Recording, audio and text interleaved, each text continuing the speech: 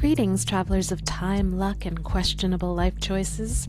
You've just tuned into Third Eye Frequency, the only channel that lets you roll for damage on a tower card. I'm your host, the Neon Priestess, your tarot game master from the Astral Arcade, here to guide your fate with a tarot deck in one hand and a D20 in the other. If this showed up on your screen, it is not by accident. We're tuning into the current energy around you and what the universe might be trying to say behind the noise. So, light your candles, charge your crystals, and buckle your metaphysical seatbelts. The veil's thin, the vibes are thick, and it's time to see what the universe queued up for you on the Cosmic Playlist. Let's shuffle, let's roll, and let's get a little weird.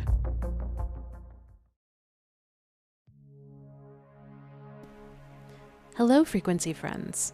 Today we begin your journey, not in a dungeon, but at the very heart of your story. This is your character creation session, your stats, your class, your hidden abilities, and the quest you're already on, whether you realize it or not. 3 piles await you. Choose the one that calls to your spirit, or play through them all. After all, the multiverse loves a repeat traveler. Once you make your selection, don't forget to download your companion pile stat sheet below to help follow along and take notes if you feel called to.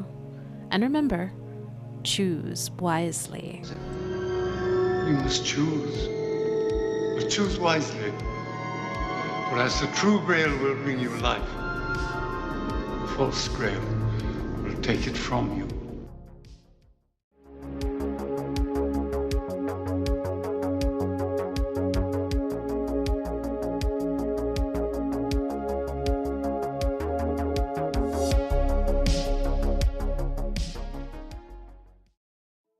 Hello and welcome to the Vibe Check Lounge. Before we commence with telling you who the fuck you are, you need to check that you are in the right place. So we start with the zodiac sign interpretations and follow up with some oracle cards to ensure we've locked in the right timeline. If this doesn't feel like your character arc, simply go back to the beginning and select another pile. Or maybe rethink your life path. Viewer's choice. A real cosmic trifecta here. Gemini, Cancer, and Scorpio. Translation: sharp mind, soft shell, secret depths. You're like if NASA discovered a new moon, named it Velvet Goldmine, and then found it broadcasting jazz and conspiracy theories at like 3 in the morning. Oh, how very pile one. There's a wild mix here of wit, heart, and mystery. A cocktail that says, yes, I build empires from nothing, but I will still take the time to psychoanalyze the shit out of that last text you sent. Oh, perfect timing. Look who stumbled onto the frequency. Now, fair warning, this is not your mama's tarot channel. Round here, we like our readings interactive, chaotic, and a little sexy in a metaphysical kind of way. When you see the little dice icon pop up, that is your moment to roll. Either grab your real dice or hit one of the virtual links below. It's like Fate, but with user input. Ready? Let's roll. Alright, Sherry, can you do this? Rolling with the homie. Okay, pile 1, grab your D10. This is your zodiac sync roll, your way of tuning into which part of your astrological operating system is online for this message. So, grab your dice and give her a good slap. Okay, if you rolled between a 1 and a 3, this message will affect your sun sign mode.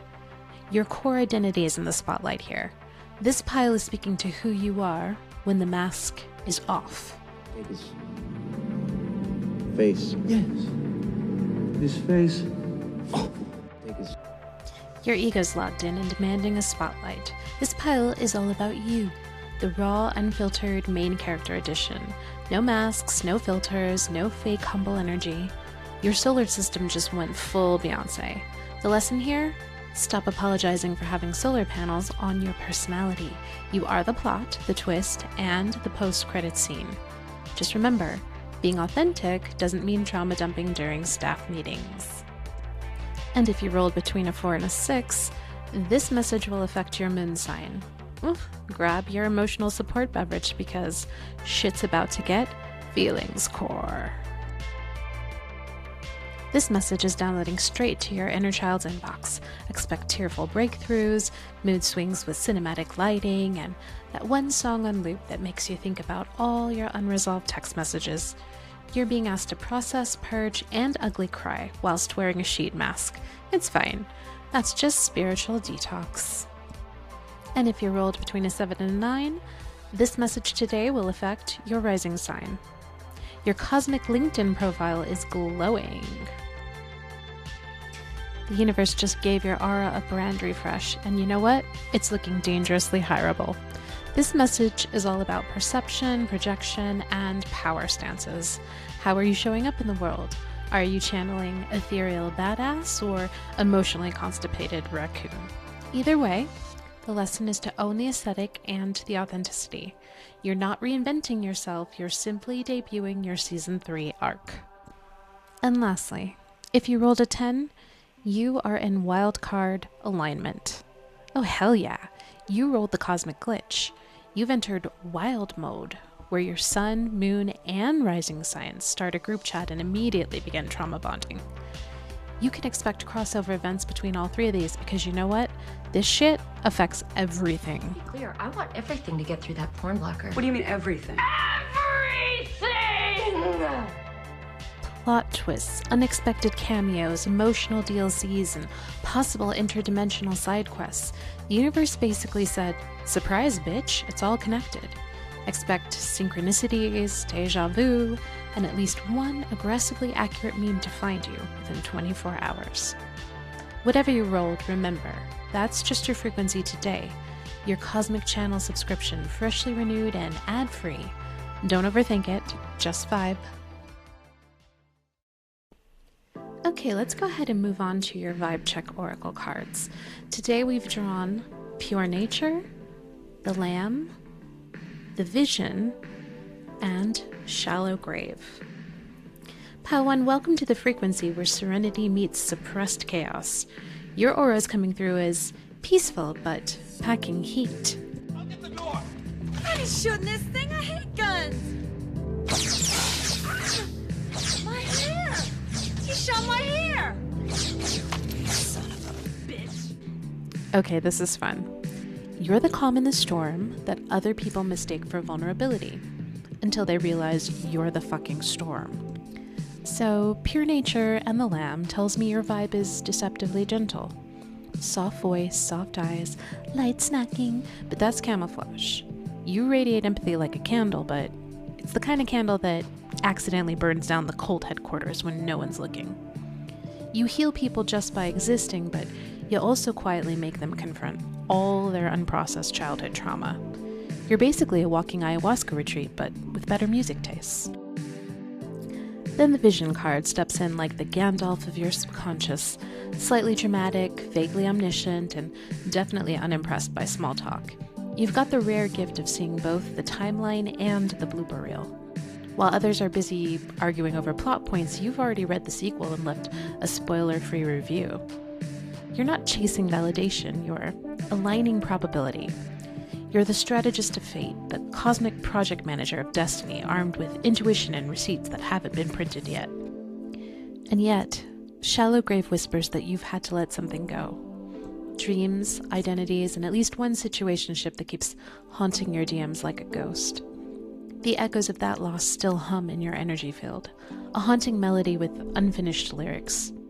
You've done the shadow work, performed the autopsy, and still kept the records.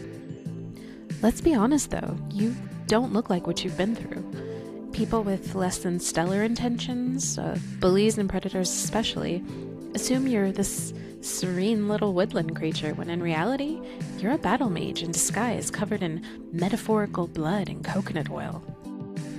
But here's the real plot twist. The world doesn't watch you because you're loud.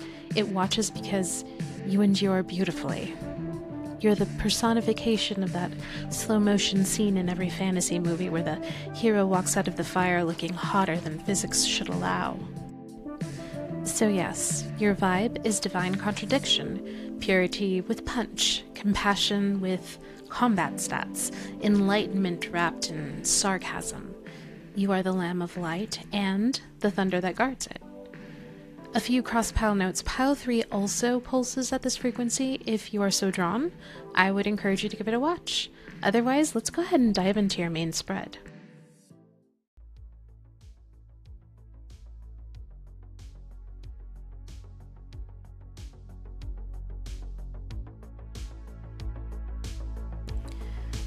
Okay, Pile 1.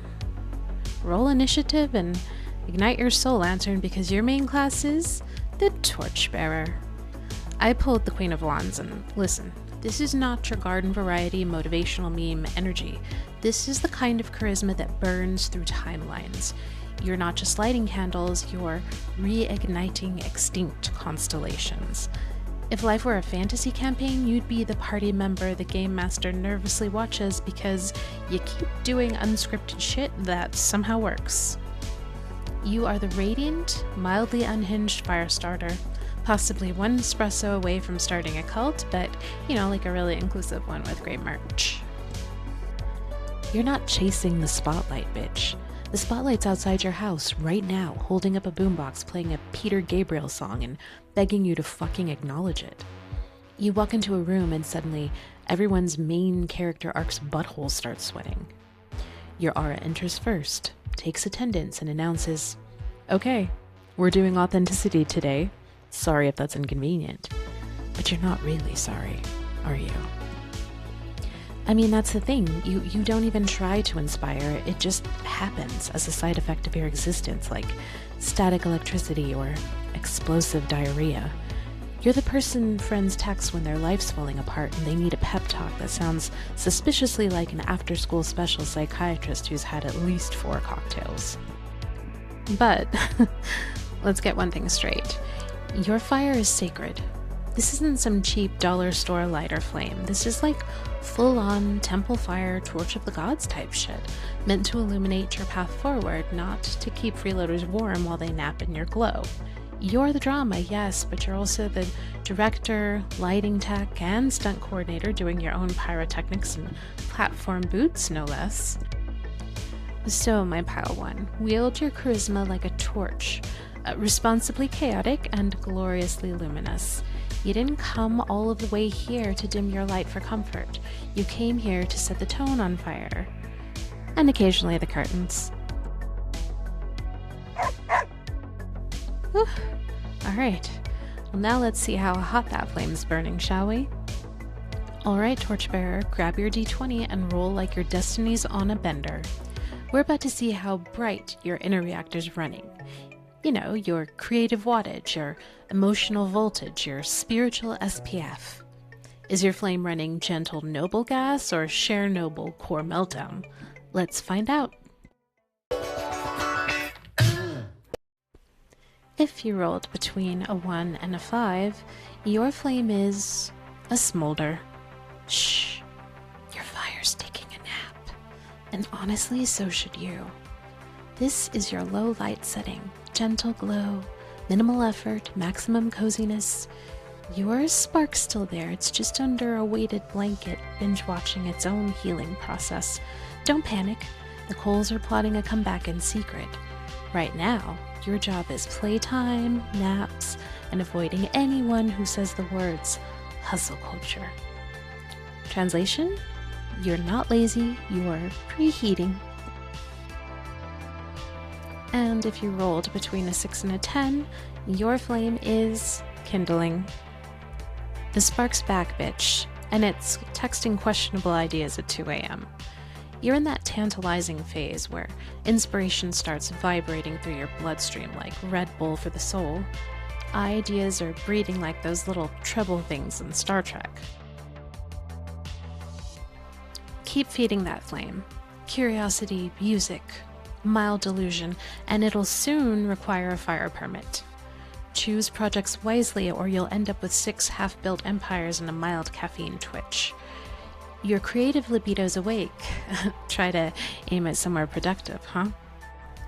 If you rolled between 11 and a 15, your flame is Inferno. You are incandescent. Everything you touch is catching purpose fire. The muse is screaming your name in Dolby Surround, and your aura just triggered a smoke alarm. You're channeling raw inspiration at a frankly illegal wattage, but remember, even holy fire needs a containment field. Burn with intention, not collateral damage. Take water breaks, apologize in advance, and maybe warn your friend group that your new phase might involve pyrotechnics. And lastly, if you rolled between a 16 and a 20, your flame is in Phoenix mode. Congratulations, Pal 1, you've officially gone plaid.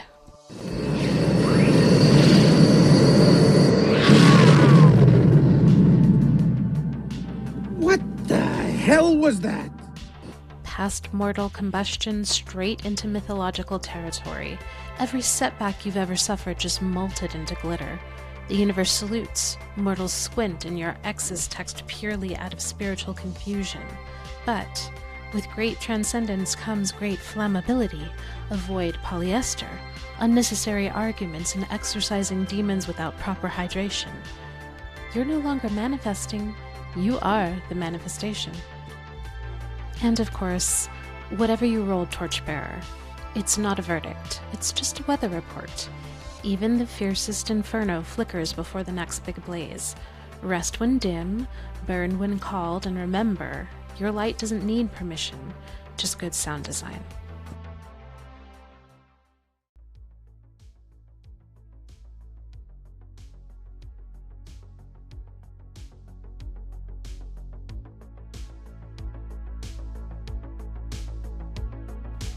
Okay, for your main spread, we will start with your core attributes. For this, we've drawn Emperor, 9 of Wands, and 5 of Pentacles. Alright, Torchbearer, it's time to pop open your cosmic character sheet and take a look at the factory settings that your soul shipped with. The universe rolled high on your charisma modifier and dangerously low on your chill stat, and it shows.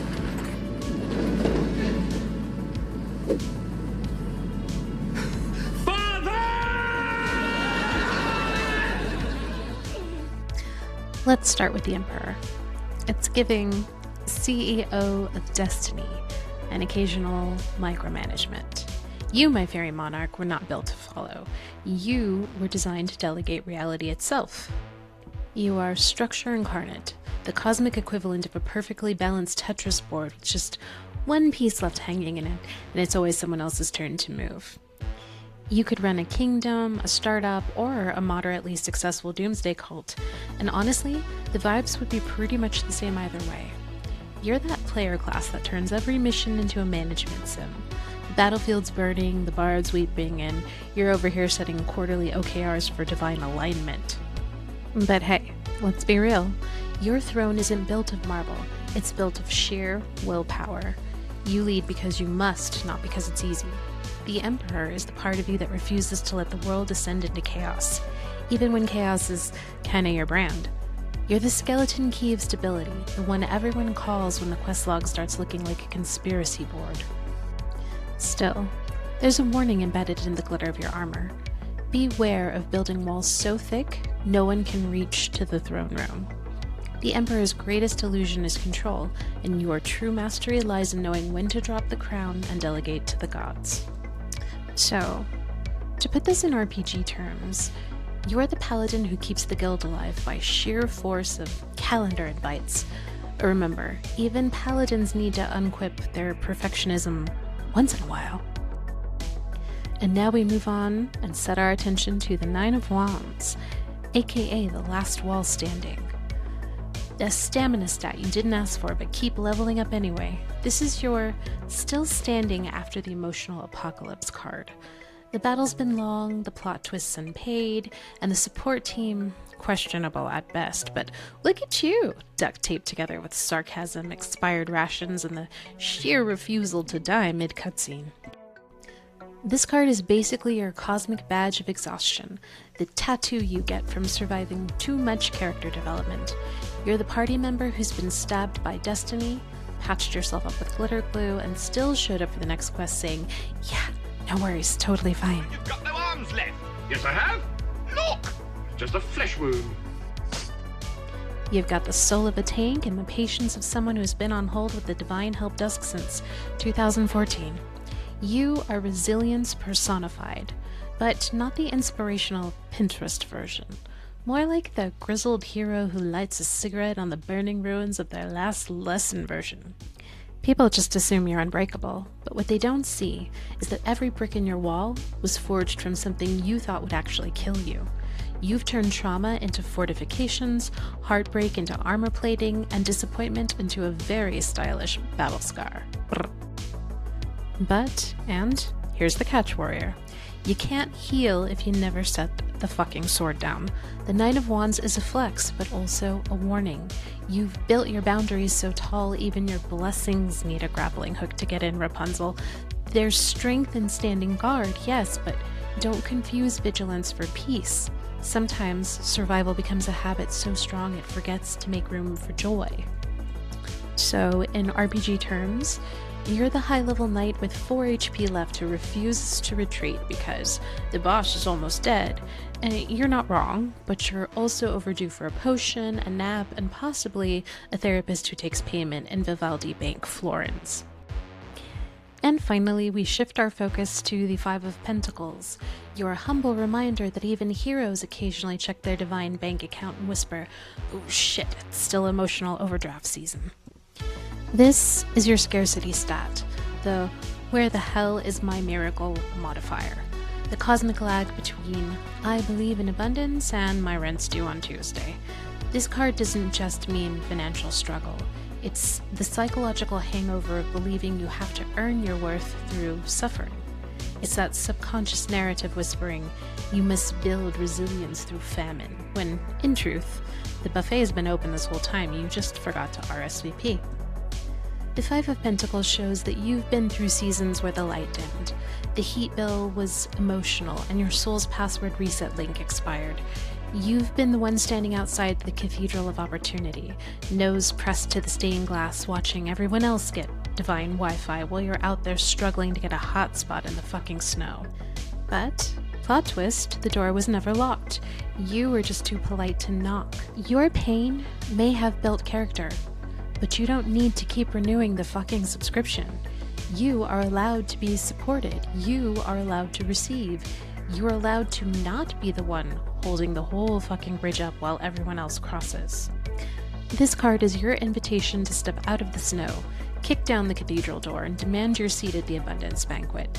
And yes, of course you can take a plate home. You've earned that shit. The Five of Pentacles says it's time to hit rest at bonfire. You don't need to prove your light by burning at both ends. You just need to remember, lack was the illusion, connection is the cure.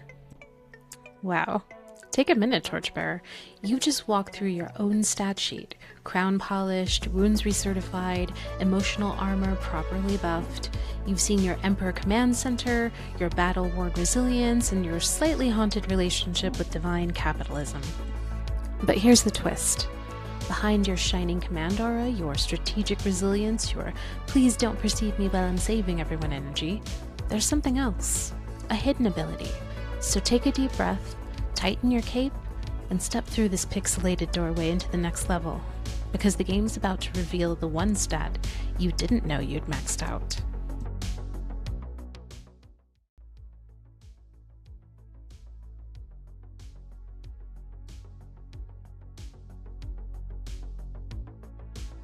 And for your hidden ability, we have the Hierophant. Pile 1. You sneaky little prophet. You've got esoteric admin privileges. While everyone else is trying to sync their souls to 5G, you're already plugged into the source code, running beta tests for Divine Wisdom version 12.9. You are the keeper of the cosmic Wi-Fi password, the high priest of I told you so, and the unofficial help desk for both spiritual crises and network malfunctions. Look, the Hierophant isn't your run-of-the-mill guru energy. No flowing robes or weird kombucha cults here. You've got access to sacred knowledge, the kind that doesn't come in a TED Talk or a productivity app. You channel ancient truths through anachronistically modern means. Maybe you drop Carl Jung quotes in a dank meme, or maybe your text threads read like a turn-of-the-century seance play written by a stand-up comedian. You've got this sacred ability to make the ineffable sound accessible. You take truths that should require a degree in alchemy and translate them into memes, sarcasm, or suspiciously specific analogies about emotional tax audits. You can turn a centuries-old spiritual concept into a joke that makes people pee a little. And that's power, bitch. You're the oracle who shows up wearing sunglasses indoors because you've just seen too much shit. I've seen things you people wouldn't believe. Your wisdom isn't loud. It's stealth-coded. It sneaks in through laughter, irony, or casual observation, then detonates in people's brains 48 hours later while they're shampooing and suddenly rethinking every decision they've ever fucking made. You're the bridge between tradition and chaos, between ritual and reality TV. Your frequency makes people remember what they already knew. You awaken that divine eureka moment. You don't hand out enlightenment, you remind people they had it bookmarked all along. You're basically the bard sage archetype, half oracle, half stand-up philosopher, armed with a microphone, a knowing smirk, and just enough chaos to keep enlightenment interesting. So what's the real weapon here? You normalize the mystical. You make it cool again.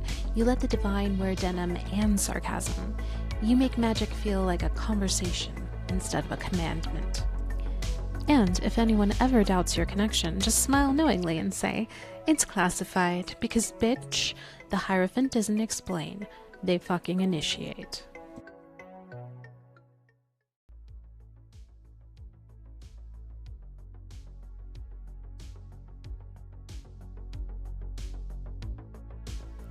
And now it's time to dive into your weak point, Pile 1. We all have them, and yours is a doozy. The Knight of Wands. The cosmic himbo of the tarot deck. You know, this isn't a card, it's a personality type with flame decals. The universe's favorite adrenaline junkie, armed with a vision board, a flamethrower, and a caffeine dependency that can power a dying sun. Okay, Torchbearer. Let's be honest, you don't just enter rooms, you detonate them. You're the campaign's walking chaos patch, all charisma, fucking zero chill.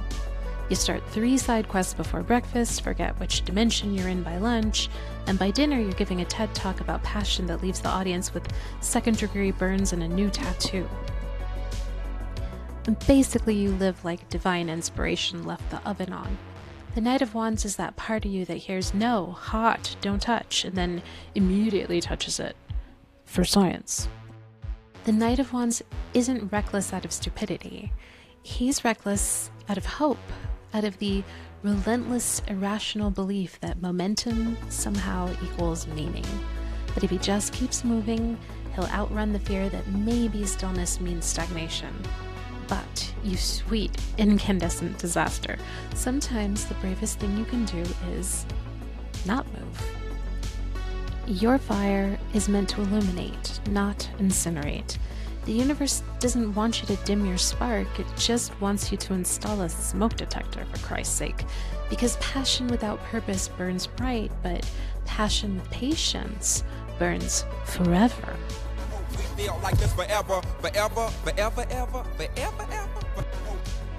don't have to sprint toward destiny, bitch. Destiny's not going anywhere. It's over here in a smoking jacket, sipping wine, watching you trip over your own potential for the 5th time, like, I told you I'd wait, but damn. So, here's your cosmic PSA. Not every spark needs to be a wildfire. Some are meant to forge, some are meant to warm, and some are meant to flicker quietly in the background while you take a long shit and remember what peace feels like. Because even rockets need trajectory control. You are the flame, not the forest fire, unless it's a controlled burn for aesthetic reasons. So now, take a breath, holster your metaphorical flamethrower, and remember, the next time your intuition screams charge, maybe fucking check which direction you're facing first. Alright, hotshot. Before you ignite another quest or accidentally summon a fire elemental in your inbox, let's see how volatile your current vibe really is. So step away slowly from the accelerant and grab your D10. It's time to determine your current combustion rating. Are you a serene candle in the Temple of Wisdom, or a Roman candle in a Target parking lot? Let's find out. If you rolled a 1 or 2, you have your Zen mode activated. Who even are you right now?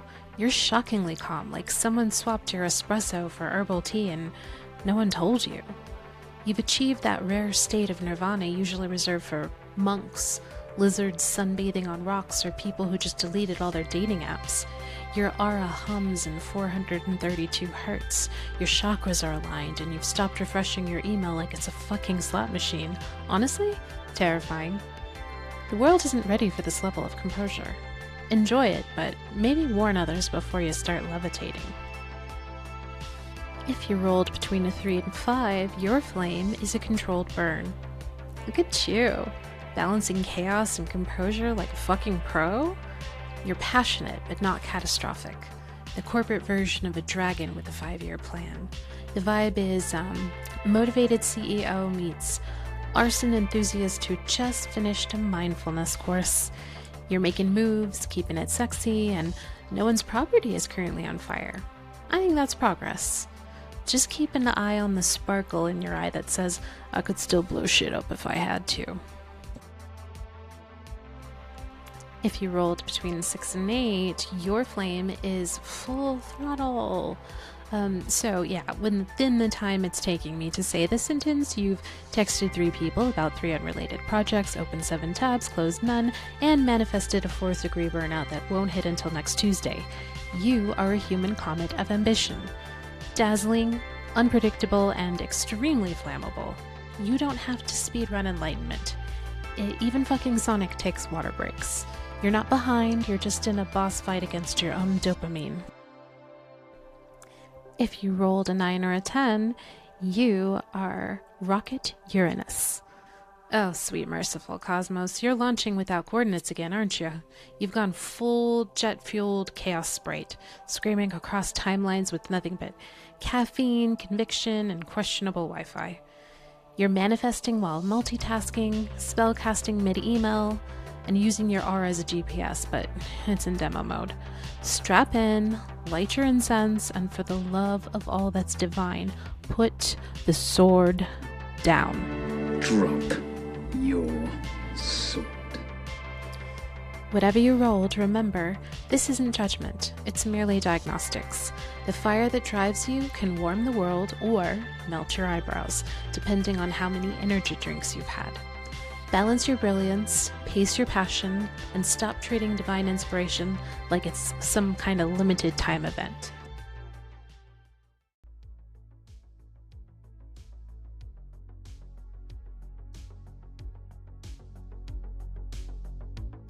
Alright, now on to something fun.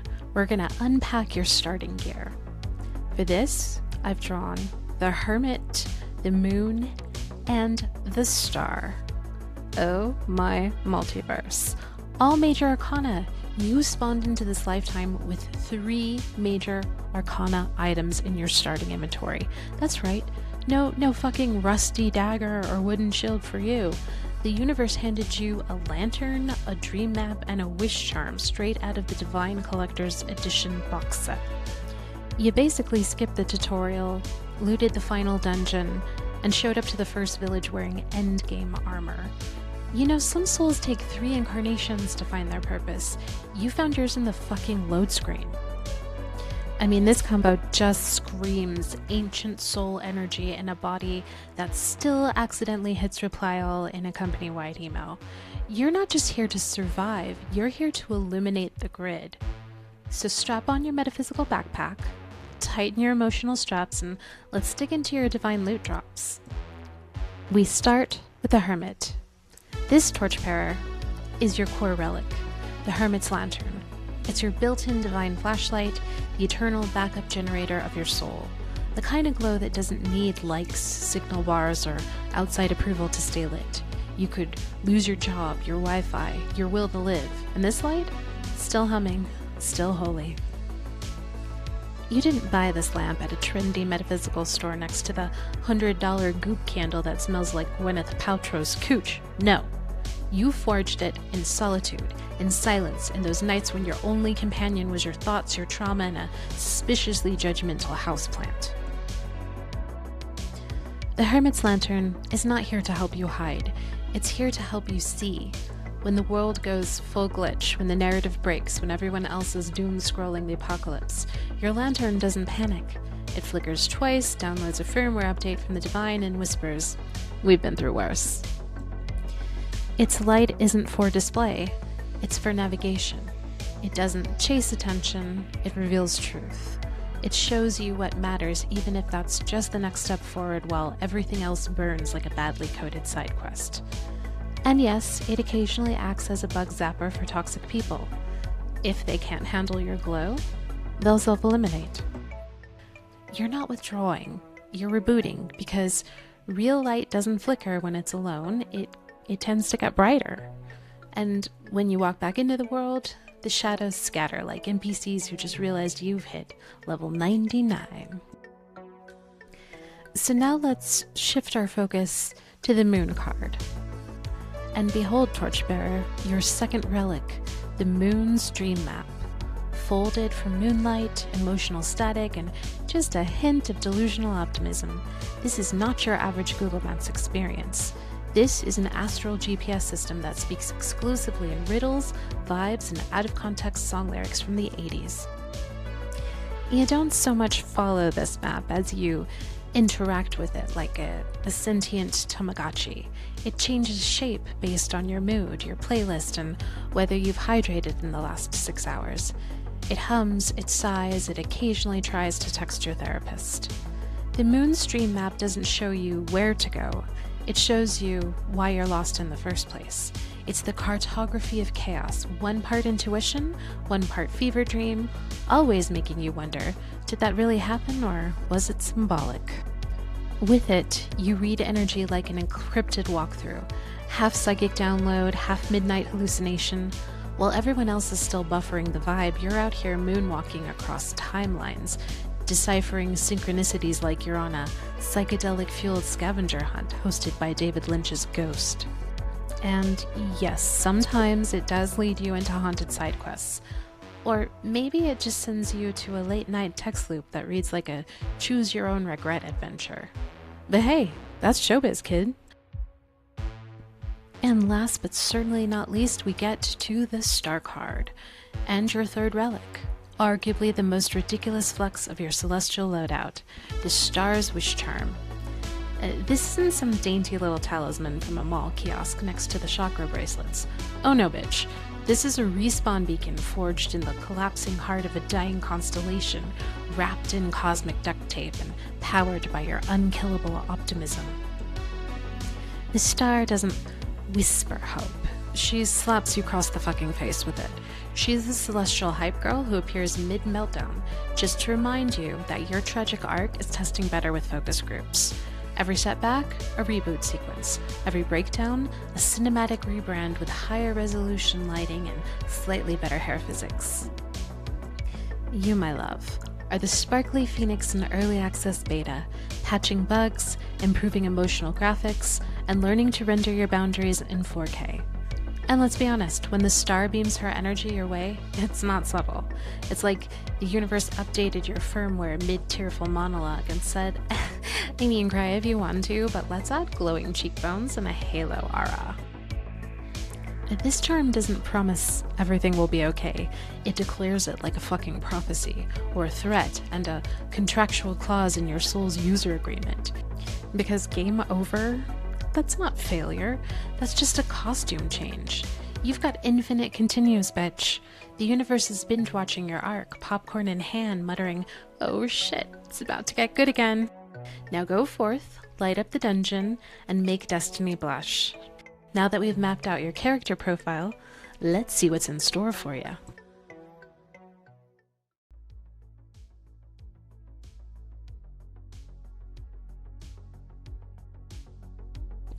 For your current quest objective, I have drawn the following cards: Ace of Pentacles, 10 of Pentacles, and 6 of Wands. Attention, Torchbearer. Your current quest has been updated. You're done grinding side quests for scraps and moral lessons. This is your main arc now. The one with actual stakes, ancestral unlockables, and a soundtrack that rocks so fucking hard your spirit guides are headbanging. The Ace of Pentacles stands before you like a shimmering quest marker, pulsing in the fog. This is your seed of creation, your first golden coin, your starter pack for world domination, benevolent edition. The Ace doesn't promise riches. It promises potential so juicy it gets its own prophecy trailer. When you hold that coin in your hand, don't look at it as mere currency. Think of it like cosmic crowdfunding. It hums with every unrealized idea you've ever shoved into the later folder of your soul. It's the click of destiny loading in the background, quiet, inevitable, and perfectly timed to your glow-up era. This is the moment the dream stops being aesthetic and starts being architectural.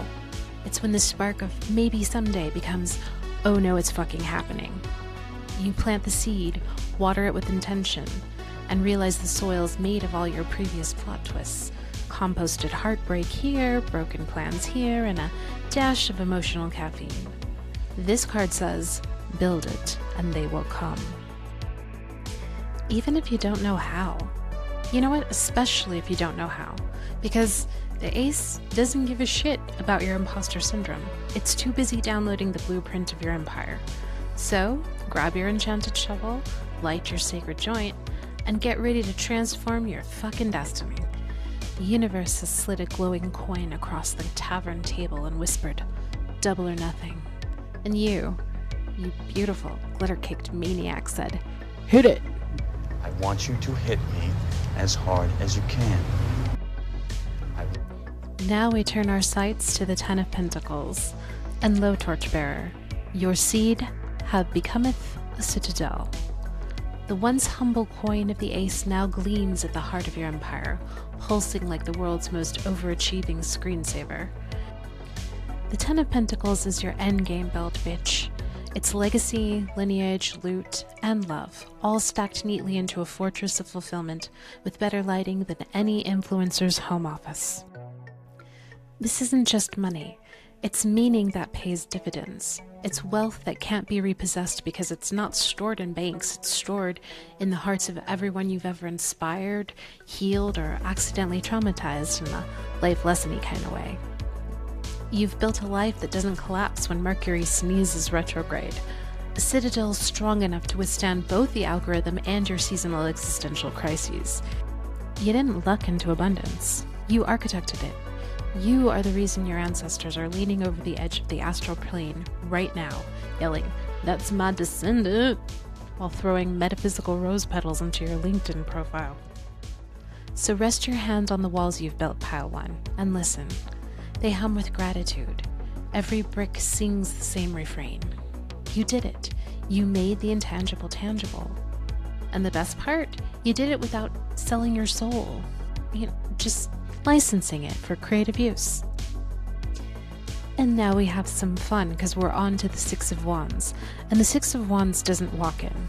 It struts in, bathed in victory lighting, riding your momentum like a power ballad with a fog machine budget. You're no longer the protagonist trying to prove yourself.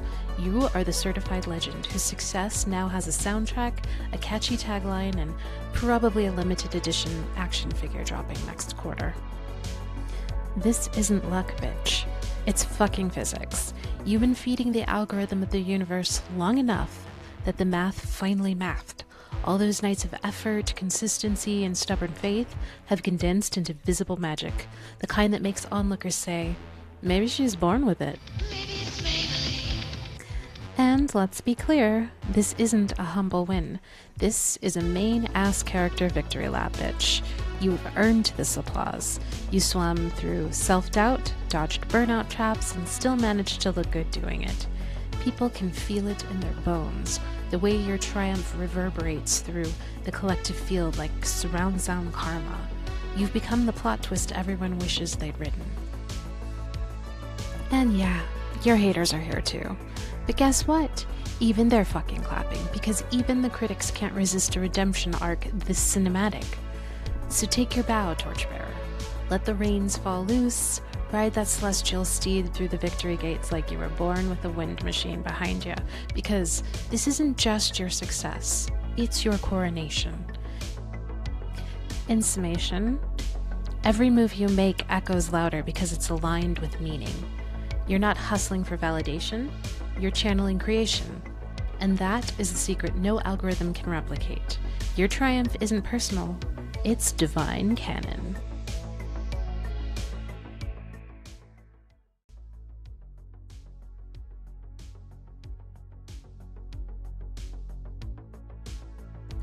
And now let's go ahead and unpack your bonus path.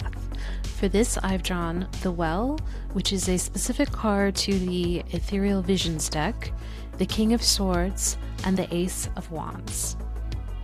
You've just unlocked a very special side quest, the kind that doesn't appear on your map until you accidentally click Inspect Mysterious Sparkle, and the loading screen goes full psychedelic. This isn't a fetch quest, bitch. This is a depth quest. Cosmos just looked at you and said, okay, they've mastered the surface game. Let's see what happens if we crank the difficulty to Mystic Hardcore mode. The Well is your descent into the unknown. Not a prison, but a portal. It's that shimmering sacred sinkhole of insight where your Wi-Fi cuts out and your intuition boots up. You won't find tutorials down here. Only echoes, riddles, and the faint sound of your own higher self doing jazz hands. The Well whispers, descend. But don't panic, this isn't the horror movie kind of well. It's liquid truth, carbonated with divine irony. You drop in, splash down, and suddenly the world melts, pixel by pixel around you, your thoughts turning into glowing fish, your regrets into constellations that swim by like polite cosmic dolphins. At the bottom lies an altar made of your own awareness and filth, growing softly like an old CRT monitor saying, would you like to continue? And that's when you realize the Well doesn't swallow you, it mirrors you. Every truth you've been too busy to process floats to the surface like a memory bubble saying, hey, remember emotional honesty? It's making a comeback. So breathe, Torchbearer. You're not drowning, you're upgrading. Your psychic hard drive is being defragged by the divine. The further you descend, the lighter you become. The old code dissolves, and what's left is pure signal. And then we have the King of Swords. The King of Swords doesn't hand you an upgrade. He downloads it straight into your conscious via lightning strike. This is intellect in its final boss form, cold, precise, devastatingly hot. He appears standing atop a tower of receipts glowing with the holy light of I told you so. His crown? Polished logic. His blade? Your next revelation. You grip the sword of clarity and immediately feel your inner monologue switch to surround sound. Every false narrative collapses like bad CGI. You're slicing through confusion, trimming psychic split ends, and filing karmic paperwork in triplicate. Your thoughts click into formation like a mental spreadsheet designed by an archangel with OCD. When you speak from this energy, time slows down. You're no longer arguing to be understood. You're downloading divine firmware updates straight into people's frontal lobes. You say one sentence and suddenly someone in the corner whispers, wait, am I the problem? Yeah, that's your aura, bitch. Razor sharp truth, ethically sourced and spiritually sterilized. Quick power tip, don't waste this blade on petty debates or the undead energy of the chronically unself-aware. Save it for carving your next empire, editing your destiny, or cutting through the last of your self-doubt like butter in a sermon. Every time you speak truth now, the universe winces, not from pain, but from pride, because you, Torchbearer, have officially hit max clarity level. And now we get to the Ace of Wands, aka the spark heard round the multiverse. And now it happens, the flash. The Ace of Wands doesn't knock politely. It drop kicks your crown chakra like a caffeinated muse screaming, oh my god, I have an idea. This isn't just inspiration, it's a cosmic defibrillator to your motivation. The lights flicker, the Wi-Fi cuts, your third eye buffer wheel starts spinning, and suddenly your brain downloads something that feels both ancient and unhinged. You freeze mid-motion, mid-shower, mid-something bodily that may or may not involve Taco Bell, and there it is, the eureka moment, that glimmering spark that says, wait, what if I just followed immediately by a divine static and a brief but powerful full-body cringe of enlightenment. Your face will betray you. That 1,000-yard I just solved reality stare hits, the one where your coworkers assume you're either transcending space-time or passing a kidney stone. The Ace of Wands is your creative ignition sequence. It's the divine matchstick that lights your entire next era.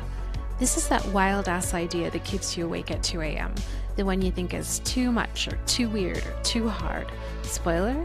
That's the one that fucking works. Because creation isn't supposed to feel safe, it's supposed to feel like thunder in a bottle and smell faintly of burnt ego. Creativity regenerates every time you risk looking ridiculous. So go ahead, spark recklessly, paint badly, write weirdly, love loudly, start a fucking YouTube channel using a poorly thought out gimmick theme. Because the Ace of Wands doesn't wait for permission, it burns the fucking slip. Alright, Pile 1, before you dive headfirst into the well, let's see what kind of mystical data packet you're about to pull down from source.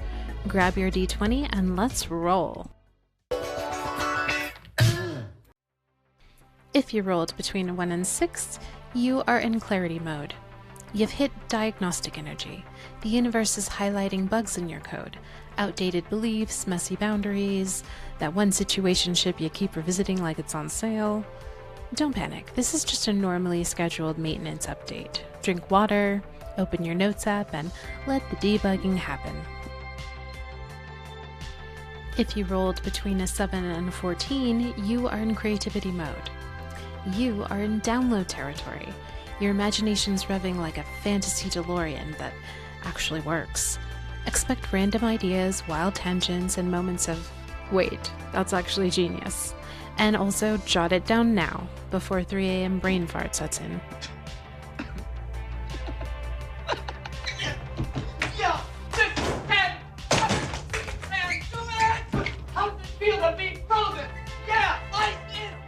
And lastly, if you rolled between 15 and 20, you are currently in critical inspiration mode.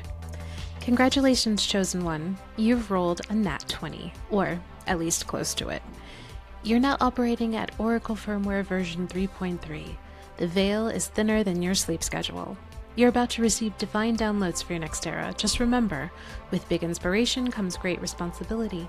Screenshot responsibly and screenshot often. Quick cross-pile callback. Pile 2 has got the same Ace of Wands, so if you were drawn there, take a look-see. Or not. I mean, what do I know? I'm just a disembodied voice on a fucking YouTube video. What do you expect, life advice from me or some shit?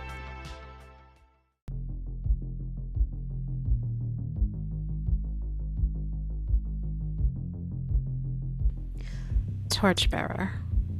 You are the spiritual badass who fights demons and fills out HR paperwork. You're soft like a cosmic kiss and sharp like a Scorpio's comeback.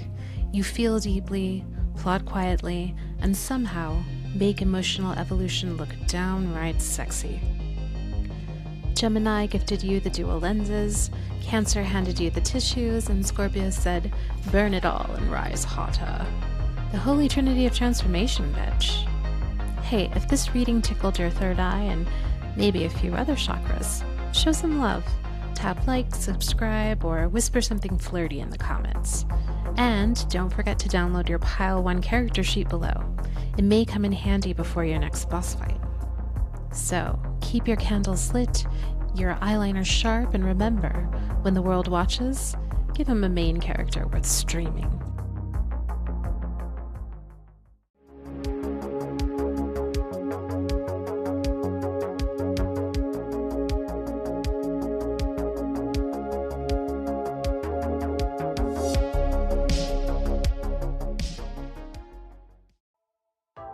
Hello there, welcome traveler to Pile 2, the Oathbound edition. Before we dive into your suspiciously competent main character energy, let's confirm you're not lost in the wrong save file.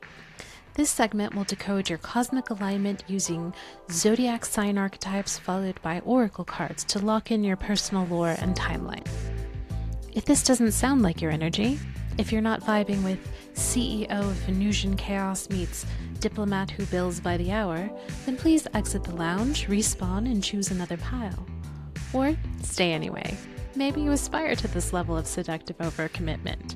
No judgments here, just consequences. The Oathbound, the celestial love child of a CEO, a hedonist, and a diplomat. We've got Aries Firestarter energy, the I can absolutely fix this shit with adrenaline and charisma archetype fused with Taurus's velvety stubbornness and Libra's obsession with aesthetic equilibrium. You're what happens when a motivational speaker and a spa owner, stop me if you've heard this one, open a startup together and accidentally summon the Roman goddess Venus with a fucking spreadsheet. Your vibe is a perfect storm of drive and design, part battlecry, part Pinterest board. You burn bright, but you also know how to set the dimmer switch for mood lighting. There's a vow stitched into your soul code. Maybe to a person, maybe to a purpose, maybe to that inner version of you who refuses to quit, even when the Wi-Fi goes out. You're here to master commitment, not just who or what you give your loyalty to, but why. The universe didn't put you here to dabble. It sent you to define devotion. Now let's get you synced to your cosmic bandwidth. Well, look who the void dragged in. And right on time. Here at Third Eye Frequency, we do not just watch readings, we interfere with destiny. When the dice icon comes on screen, that is your invitation to bust out your nerdiest game dice set and play along at home. Links are below if your local metaphysical shop is out of polyhedrals again. Each number unlocks a new frequency in your story. This isn't tarot as comfort food, it's tarot as an experiment. So go ahead, tempt fate, let's see what the universe just patched in for you. Are we serving Aries chaos, Taurus luxury, or Libra diplomacy with a side of delusion? Grab your D10, whisper a prayer to your rising sign, and roll that celestial cube of destiny. If you rolled a 1 or 2, your frequency is currently in Aries mode. You're in your main character kicks down doors era. The fire's lit and subtlety has left the chat. Power move? Dramatically quitting something that isn't actually holding you back just to prove you could. Your bold fury and one Zoom meeting that could have been an email away from launching your own empire. If you rolled a 3 or 4, your frequency is in Taurus mode. You're grounded, glowing, and fueled by gourmet grocery snacks. You move at the speed of self-care and refuse to apologize for it. Your power move? You can budget your emotions, but splurge on ambience. You're slow, grounded, and sipping matcha while manifesting. If you rolled a 5 or 6, your frequency is in Libra mode. You're harmonizing chaos like a disco ball therapist, half conflict negotiator, half supermodel. Your vibe is emotional Switzerland, but your mascara says ready for court. You can diffuse a meltdown, flirt with the void, and redecorate the apocalypse all before brunch. You're not indecisive, you're just running too many empathy tabs at once. Power move? Delivering constructive criticism like it's a love letter and somehow making people thank you for it. And if you rolled a 7 or 8, your frequency is currently in a fusion state. Congratulations! You've transcended individual signs and become the astrological version of a rave in a cathedral. Equal parts Aries confidence, Taurus sensuality, and Libra finesse. You are the multiverse's favorite cocktail. You walk into a room and people start hearing synth music that isn't there. Boundaries? Elastic. Vibes? Chromatic. Reality? Melia suggestion. Power move? Flirting with your own reflection until it offers you a job. And if you rolled a 9 or 10, your frequency is in ascended vibe status. You've gone past astrology and entered pure frequency territory. Planets orbit you now. You don't check horoscopes. Mercury checks in with you for performance reviews. You've merged all elements into one dazzling aura of competence, chaos, and cosmic drip. Power move? Announcing, I'm not vibing with this timeline, and then just teleporting to a better one. Okay, let's move on to your oracle cards to get a better idea of whether this pile is for you or not. We have drawn to the moon and back, the fish, the sword, the dead end, and Poe. Pile 2, your aura hums like a vow whispered into starlight, tender, electric, and way too romantic for this tax bracket. You're bound by promises, some by choice, others inherited, like hemophilia or generational trauma. There's devotion in your frequency, love, loyalty, and just enough masochism to make your therapist concerned but impressed. To the moon and back glows like a handwritten love letter in a bottle, launched into orbit and still floating somewhere between regret and hope. You love in full paragraphs, maybe whole trilogies, and even when the other person's still learning punctuation. Your heart doesn't just attach, it anchors. It keeps sending postcards to people who stopped checking their spiritual mailbox months ago. Then we have the fish, slippery little bastard of emotion. The fish swims through that longing with restless elegance, adaptable, empathic, occasionally lost in its own current like, wait, who am I mirroring right now? You navigate depth so well, you sometimes forget you're allowed to surface for air. Enter the sword, your truth weapon, cold, beautiful, and terrifyingly precise. You've hit the part of the movie where the protagonist realizes they can't save everyone, so they sharpen honesty instead. This is you cutting ties, cutting illusions, cutting coupons for self-respect. You're learning that loyalty is sacred, but martyrdom is not a personality trait. When you wield the sword right, you don't just sever, you clarify. But then, the dead end looms.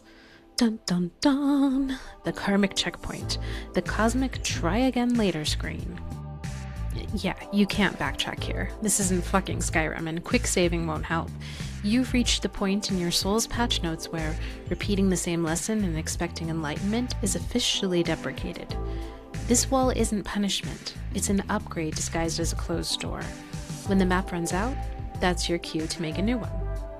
And finally, the patron saint of beautiful doom himself, Poe. Edgar freaking Allan Emo Poe. He floats in like a gothic mentor from a Tim Burton expansion mod whispering, "All that you've lost becomes your literature." You're not just living your story, you're writing it. Every heartbreak, every false start, every ghost you texted at 2 a.m., all of it's being alchemized into legend. You find meaning in the madness because you fucking created it. Pile 2, you're giving tortured artist meets cosmic strategist. Emotional Hemingway with a light-up keyboard. You dream in metaphors, you heal by dramatizing, and you journal like the fate of humanity depends on your Spotify playlist. Your vibe isn't so much chaos as it is choreography. Your pain isn't pointless, it's your prose. And your story? Yeah, it's already a bestseller in at least 3 fucking dimensions, so if this sounds like you, if you've ever turned heartbreak into a dissertation or found catharsis in a well-timed meme, then welcome, you minister of melancholy. You've officially entered Pile 2, the Oathbound. Now come along with me, because we're about to pull your primary class and see exactly which kind of main character you were coded to be.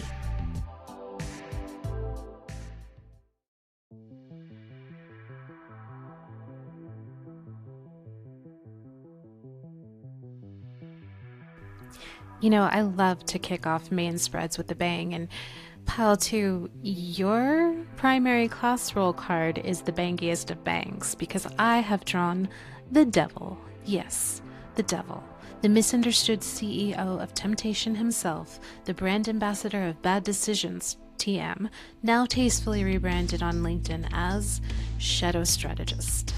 Pile 2, you're not evil, you're just drawn that way. You've seen the fine print on people's motives and occasionally your own, and you're the only one bold enough to admit that morality is just a mood swing with good PR. You don't fear temptation, you run its affiliate program. I mean, the world calls it manipulation, you call it energetic leverage. You recognize that desire isn't a trap, it's a GPS tracker.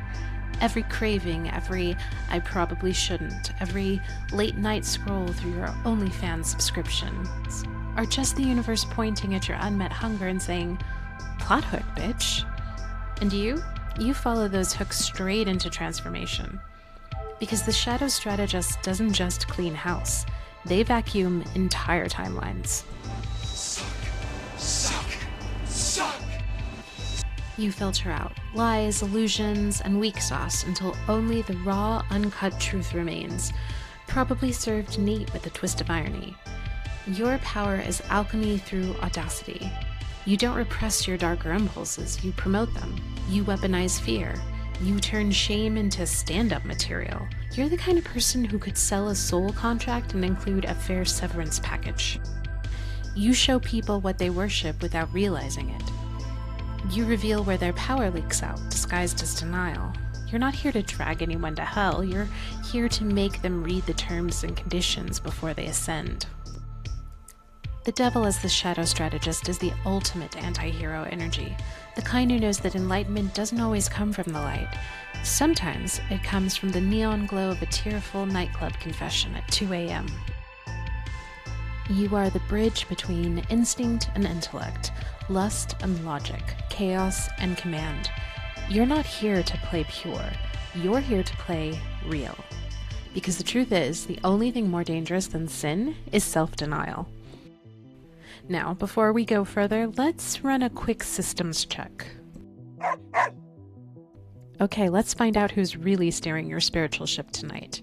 The enlightened adult, the petty imp, or the caffeinated chaos gremlin that only texts at 1:47 a.m. Grab your d20, whisper your safe word into the void, and roll for your current shadow integration level. Okay, let's see how conscious you are of the part of yourself currently running the night shift. If you rolled between 1 and 6, you are currently unseen, aka the shadow has the wheel. You're deep in the simulation, bitch. The shadow's driving, you're just holding the map, and it's upside down, by the way. Every choice feels like deja vu because, spoiler, it is. You've been here before. You just changed outfits. Right now, your inner gremlin's editing your emails, your childhood wounds are DJing your playlists, and your ego's applying for tenure. Proceed with extreme self-awareness. Quick DM note, roll again in daylight. Therapy checkpoints unlock bonus XP. If you rolled between 7 and 13, you are in integration mode, aka villain arc awareness unlocked. Congratulations, you've spotted your own pattern mid-monologue.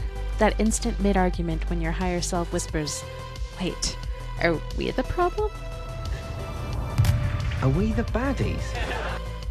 And your lower self replies, "Yes, but we're still working on building the case for it." You're learning to spot projection like it's a pop-up ad.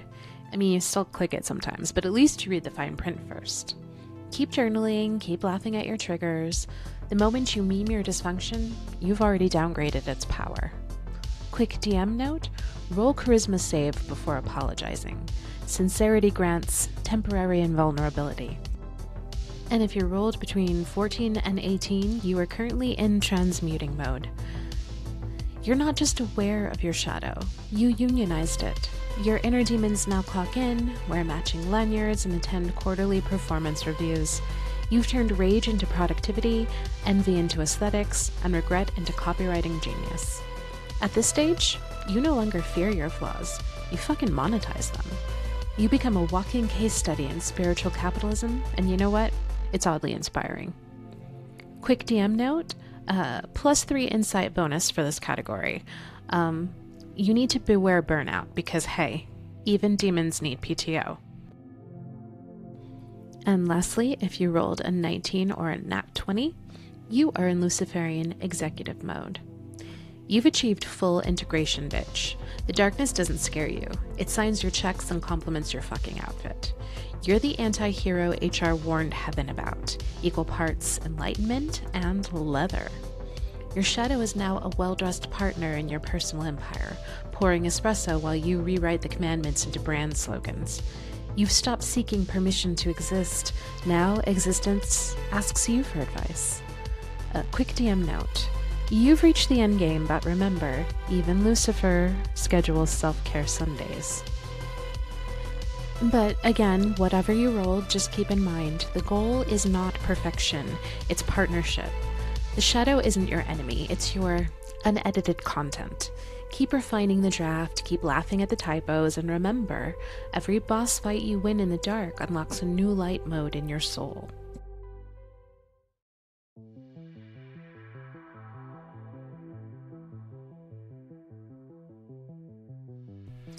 Okay, Pile 2, let's take a look at your core attributes, your built-in advantages.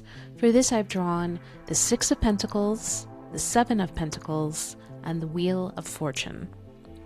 You Shadow Strategists were born with the rare ability to read the fine print of fate and still renegotiate the contract like a union rep for overworked demigods. You've got the patience of a saint, if that saint also freelances as a loan shark for karma. Let's start with the 6 of Pentacles. This card is your karmic credit line, your divine Venmo balance, the reason the universe keeps approving your emotional overdrafts. You possess an almost supernatural sense for balance. When to give freely, when to receive with grace, and when to accidentally leave someone on red for your own energetic health. You know the secret truth of energy exchange. Every gift is an investment, every compliment a tax deduction, and every boundary a limited edition NFT of self-respect. You are generous but not gullible, altruistic but with receipts, and when people say, "You're such a giver," you smile sweetly, knowing full well you're also quietly invoicing the cosmos at net 30 terms. Now we move on to the 7 of Pentacles. This is your growth stat, your slow burn excellence with a dash of masochism. The 7 of Pentacles is every montage you've ever loved in a movie. Sweat, effort, and a suspiciously well-lit training scene before the victory lap. Your superpower is delayed gratification with impeccable comedic timing. You understand that every "not yet" from the universe is just a dramatic pause before your next act. You see time as an ingredient, not an obstacle. You've mastered the art of the strategic slow burn, the kind of patience that makes impulsive people twitch. While others chase instant dopamine, you're out here curating an empire like a fine wine. Slowly, decadently, and probably wearing sunglasses indoors, you fucking whole person, you. And finally, we have the Wheel of Fortune, your personal fate interface, constantly spinning like a cosmic slot machine coded by a trickster god. You've learned that luck isn't random, it's responsive. You don't just roll with the punches, you bribe the dice.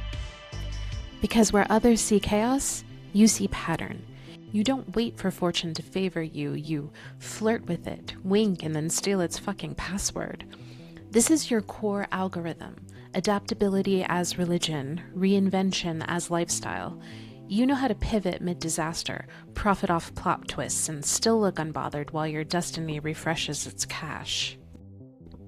Together, they make you the ultimate shadowlit strategist, part philanthropist, part long con architect, part chaos sorcerer who somehow still files their taxes on time. You don't wait for miracles. You draft them, notarize them, and occasionally send them back for revisions. So equip your ledger, your patience, and your audacity, bitch. Your secret strength? You play the long game. Not because you're patient, but because you already saw how it ends and decided to make it full-on cinematic.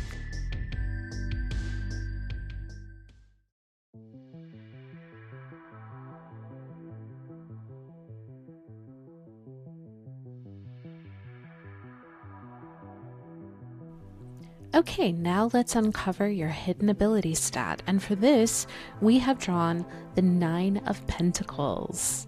That's right, the card that smells faintly of sandalwood, candle wax, and unbothered prosperity. Pile 2, this is your signature frequency.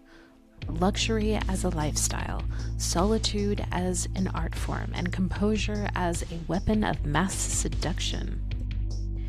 You've learned the art of self-validation so thoroughly that outside approval now feels like a Groupon you didn't ask for.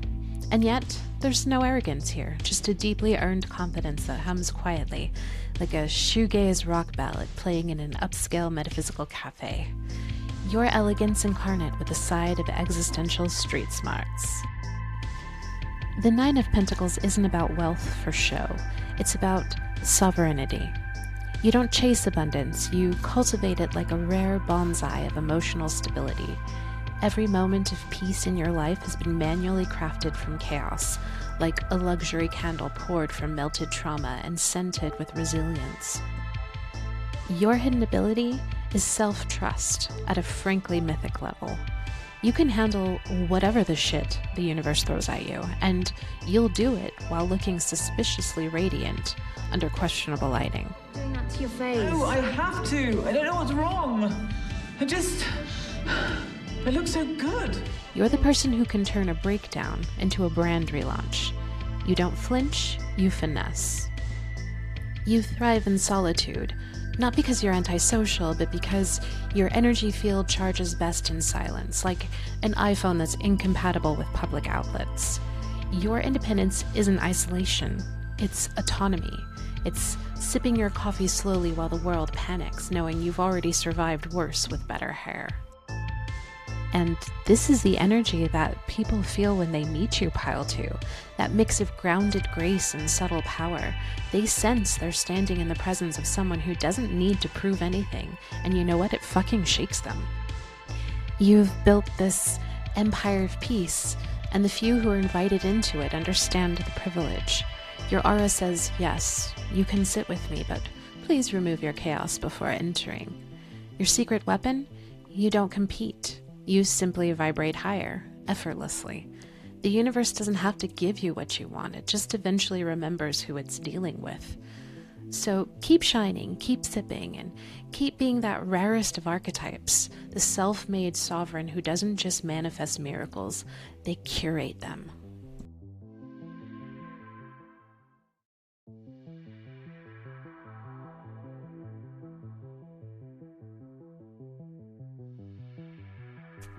Okay, Pile 2, let's change gears here and point a little bit at your weak point. For this, we've drawn the Seven of Cups. Okay, how should I put this? You are the chosen one, Pile 2, but you're also the distracted one. You've got so many talents, ideas, visions, and emotional browser tabs open that your brain sounds like a Windows 95 startup symphony trapped in a fucking blender. The Seven of Cups is the universe's gentle pop-up notification. Too many windows open, system performance may be affected.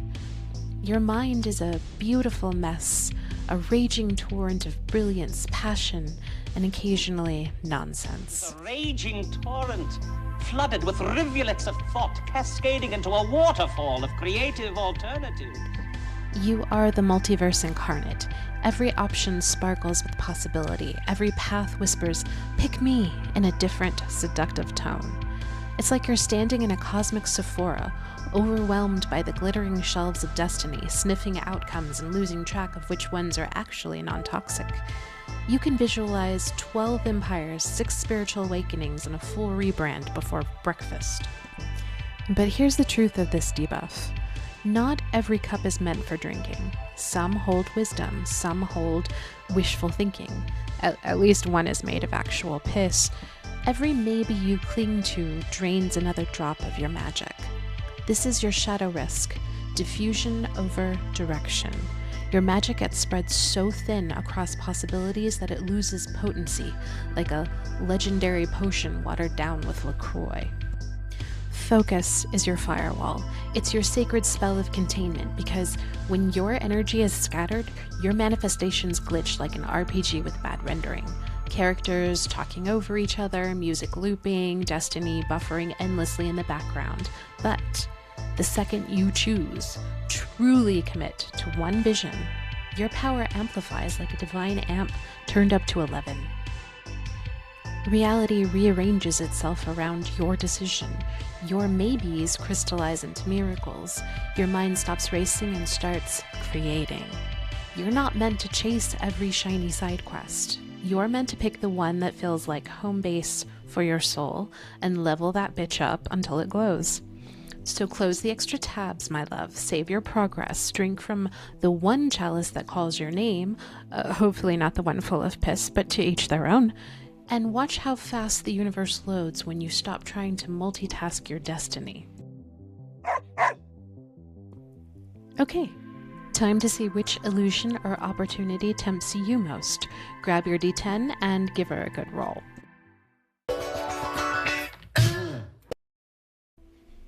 If you rolled between a 1 and a 3, the dream illusion tempts you most, the Pinterest board path.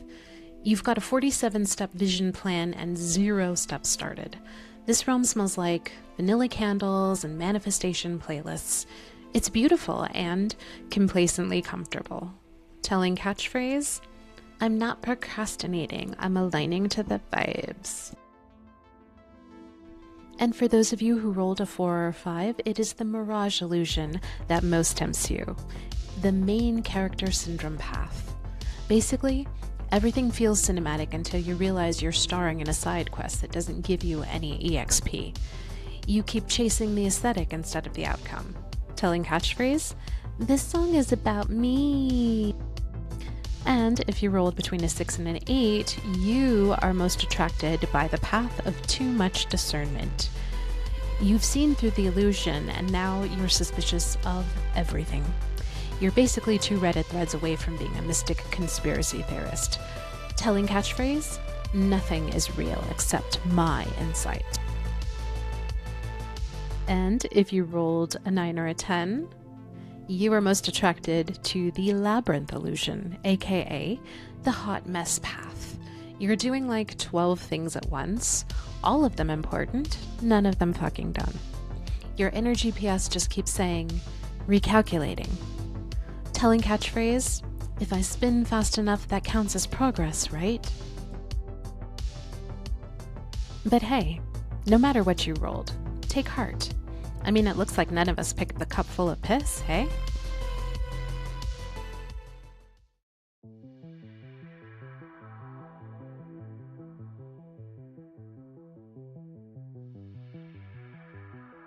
Now let's put the focus back on the main spread and take a look at your starting gear. For this, we've drawn the 3 of Cups, the Moon, and the Empress.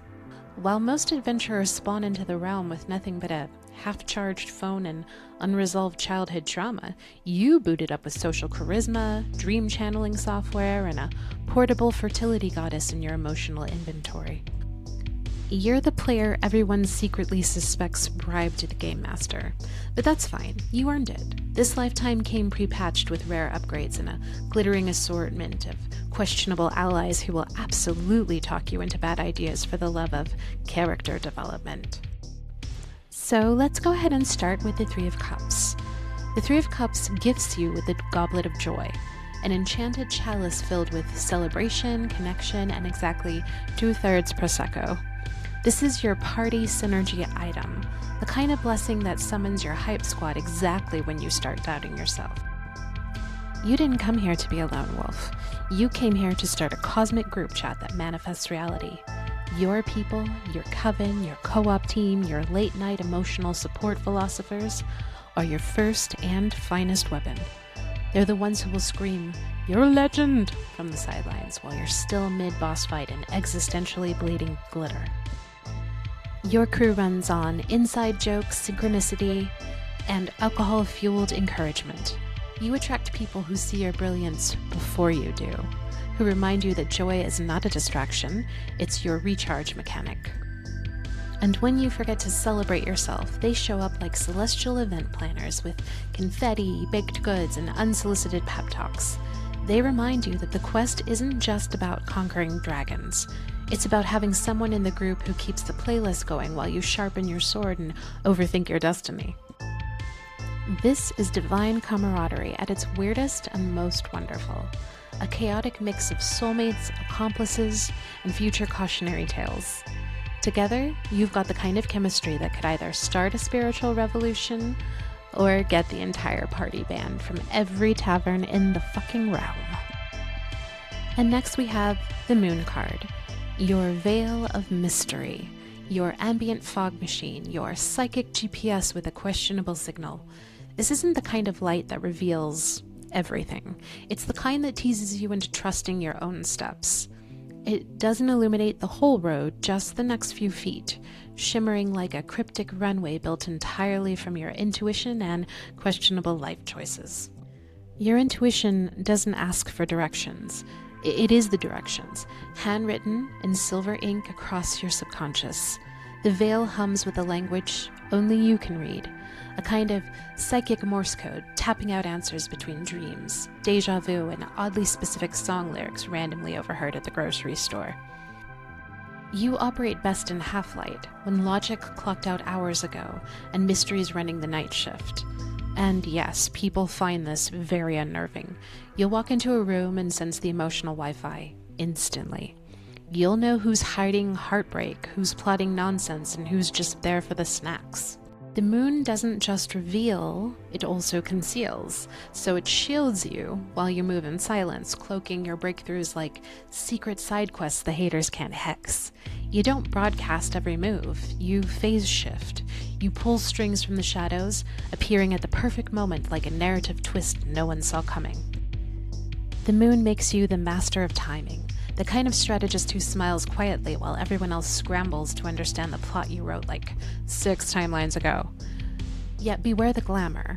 Not every whisper in the dark is a prophecy. Some are just gossiping sprite bitches with bad sources. There's a fine line between intuition and imagination, and you moonwalk that bitch barefoot. And now, the Empress herself appears, your divine DLC unlock, the crown of creation. Where the moon whispered secrets and the cups gave you friendship chaos, the Empress gives you command over vibes, aesthetics, and the raw creative code of reality. Her energy is part glamour witch, part interior designer for the multiverse. She looks at entropy and says, a little drape here, a touch of divine symmetry there, and voila, rebirth with mood lighting. She gifts you a divine stat boost in charisma, creativity, and comfort, basically the holy trinity of manifestation. You can walk into chaos and somehow feng shui the apocalypse. The Empress reminds you that art isn't just what you make, it's also how you live. Your creativity is organic, sensual, and a little bit unhinged, the kind that grows out of heartbreak and late-night caffeine highs. You're the bard goddess hybrid archetype the rest of us rolled way too low to be. You hum songs that turn into full-blown timelines. You sketch dreams that build worlds. You're the reason glitter still exists in the universe despite multiple cosmic cleanup attempts. The Empress also upgrades your charisma stat to dangerously persuasive. You could talk a dragon out of its hoard, redecorate its cave, and then invoice it for emotional labor. Your superpower isn't control, it's cultivation. You make things grow. Ideas, relationships, personal empires, maybe even suspiciously good sourdough starters. Little Jane Doe. Ooh, do I see some bubbles for me? Right. And wherever you go, life responds. Plants lean toward you. People overshare everywhere around you. The universe occasionally sends you ads for maternity genes because your creative fertility is so off the fucking charts, it confuses the algorithm. But here's her biggest gift. You don't just create beauty, you embody it. So wear that crown of creation proudly, bitch. You're not here to fit in someone else's kingdom. You're here to terraform your own.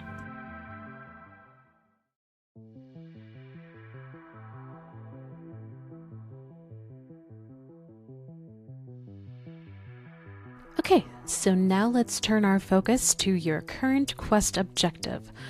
For this, we have drawn the Ace of Wands, the Four of Cups, and the Six of Swords.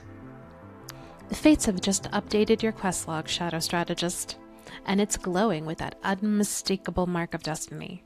This is no side quest, bitch. This is a mainline expansion pack stamped with divine urgency and just a touch of cosmic chaos. Your soul's HUD is flashing, new quest available, light the torch, stop procrastinating. Somewhere In a celestial office lit entirely by lava lamps, your guardian spirit just cracked their knuckles and said, "Fucking finally." We start with the Ace of Wands, which blazes at the top of your parchment like the ultimate quest beacon, a fiery exclamation point from the multiverse itself. This isn't a passing flicker of inspiration. This is the burning bush of ambition, the torch of divine motivation, the universe slapping your shoulder and saying, "Since you've asked for a sign 12 motherfucking times, here it is in 4K with Dolby Atmos. You're welcome." But, and this is important, it requires you to look up from the ashes long enough to see it, because the Ace of Wands doesn't politely knock, it ignites. It's the creative spark that torches the stale parts of your routine, the divine caffeine hit that turns existential dread into plot momentum. You might feel this as a sudden rush, an idea that won't leave you alone, a project that keeps whispering your name, a calling that sounds suspiciously like your own voice but with expert EQ. It's that rare electric moment when purpose and possibility collide and your third eye flickers like a neon sign that reads, "Now serving destiny, walk-ins welcome." The quest doesn't care if you're ready, it only cares that you're fucking lit. So, grab that wand, light the fuse, and say goodbye to whatever version of you was still waiting for ideal conditions. The question isn't whether you're ready, it's whether your Wi-Fi can handle divine upload speeds. So we have that wonderful setup, and then I get here, to the Four of Cups. The classic refusing the quest card.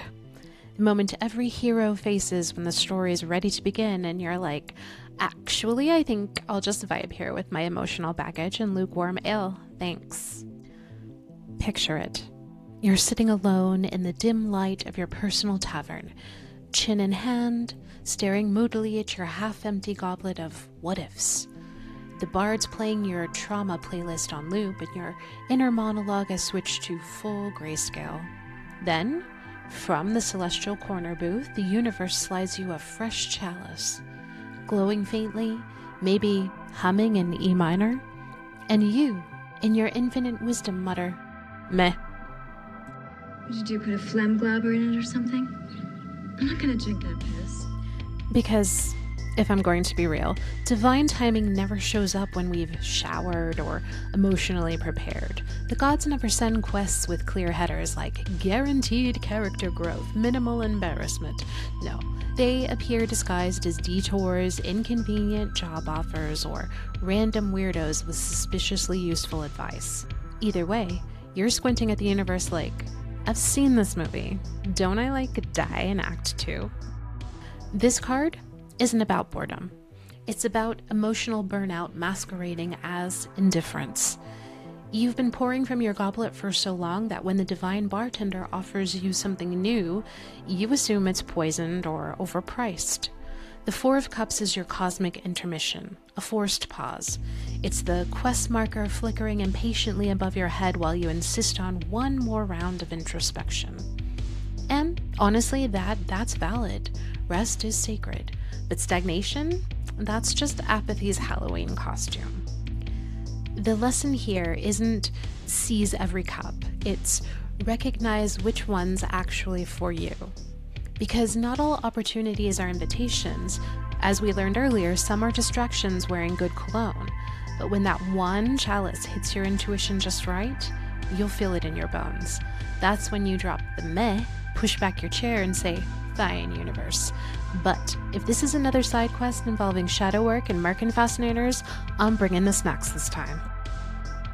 And now we arrive at the Six of Swords, your getaway vessel, your drama raft, your Uber XL to enlightenment. The ferryman's already waiting at the dock, silently checking his watch like, "We were supposed to leave 3 emotional breakdowns ago?"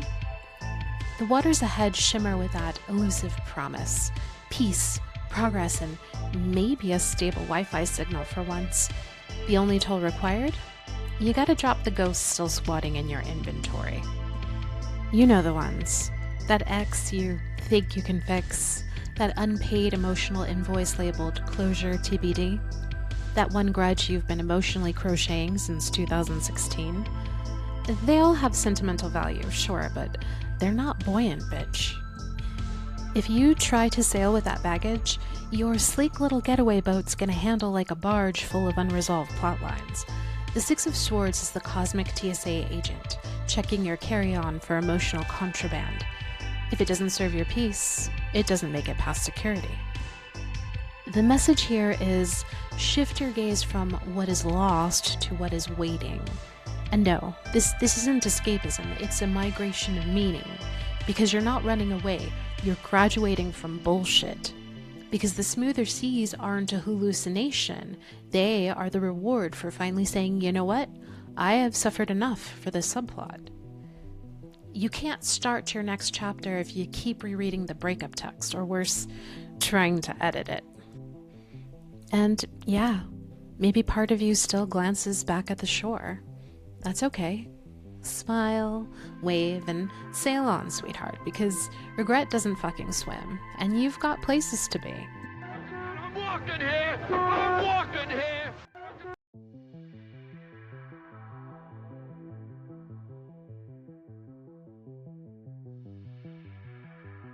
And now let's take a peek at your bonus side quest. For this I've drawn the King of Cups, the Tower, and the Temperance. The bonus mission, the one that wasn't on the itinerary, the questline that blinks in the corner of your screen like, hey hero, you busy surviving? Cool, cool. Mind if we emotionally flay you for character development? If you're brave or naive enough to hit accept, prepare yourself for the Tower. Cue thunder, cut to a wide shot of your life's infrastructure doing a dramatic slow-mo collapse that would make Michael Bay whisper, subtle. Lightning strikes your metaphorical fortress, and you suddenly realize your emotional architecture was built entirely out of red flags and unprocessed trauma. The moat? Decorative. The drawbridge? Pure denial. But here's the kicker. You're not being punished. You're being reforged. This is cosmic metallurgy. The universe doesn't smite, it smelts. Everything falling apart, that's just divine renovation and progress. And standing dead center in the celestial insurance claim is the King of Cups, emotional regulation incarnate.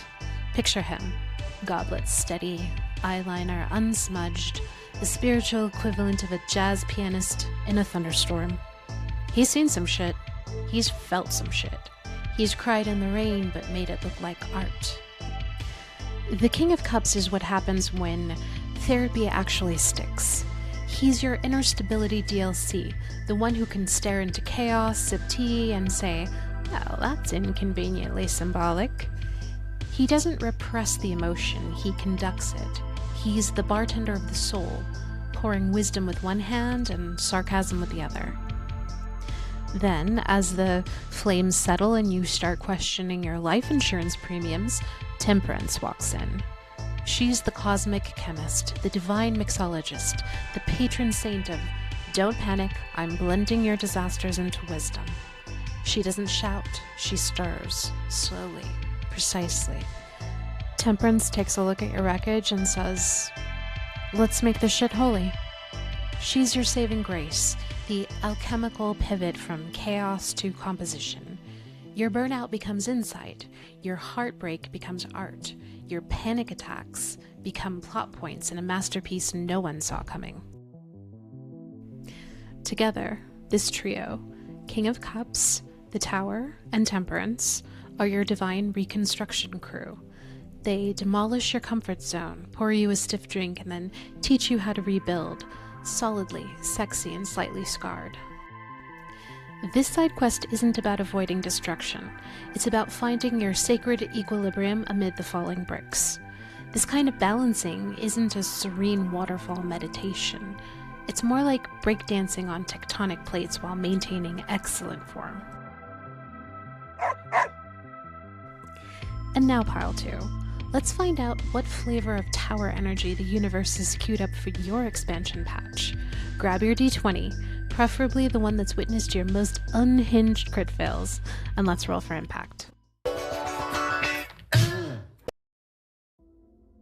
Okay, so what kind of tower moment is activating for you? If you rolled between 1 and 5, this tower affects your inner realm. Your inner foundation's quaking on a low level. Expect introspection, mild existential dread, and maybe a few deleted group chats. Meditate, hydrate, don't text your ex. Nothing crazy here, just a little jiggling. If you rolled between a 6 and a 10, we have a full-on relational upheaval here. People dynamics are being rearranged like chess pieces in a windstorm. The tower here drops truth bombs that clear out fake alliances. Remember, not every NPC deserves party membership. And if you rolled between 11 and 15, we've got career cataclysm. Boss battle alert. Work-life leveling up or leveling out. Promotions, pivots, or power shifts. It's less you're fired and more you just respawned in a better guild. Play it cool and keep your wand holstered. And lastly, if you rolled between 16 and 20, we've got Liberation Protocol, aka Ascension Sequence. Wow. You know what? I'm both happy and sorry to tell you you've officially outgrown your old save file. The tower here is freedom in disguise, the dramatic exit scene complete with slow motion and soundtrack swell. Cue Phoenix Wings, roll credits, and claim your EXP. Because you know what? You fucking earned that shit. Quick cross-pile callback. Pile 3 is rocking their own tower too if you were so drawn.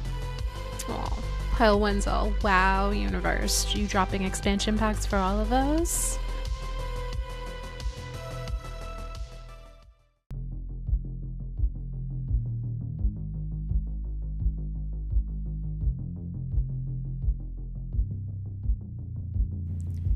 Shadow Strategist. You are the Oathbound. Your soul's storyline is not about perfection, it's about devotion. You don't chase loyalty, you forge it. You honor the pacts that matter, not the ones whispered in fear, but the ones carved in clarity. Your dice tell the tale. Aries lights the match, Taurus builds the foundation, and Libra makes it beautiful enough to last. You're the promise that refuses to break, the author of your own resurrection. And hey, if this reading hit like a critical success, please show your support. Like, subscribe, or leave a saucy little comment. Also, your Pile 2 stat sheet's down below. A little tangible loot item for me to say thanks for being you. So go ahead, rewrite the oath, keep the power, and if the moon calls, tell her you're on your way, but you're bringing better lighting, stronger boundaries, and a killer soundtrack.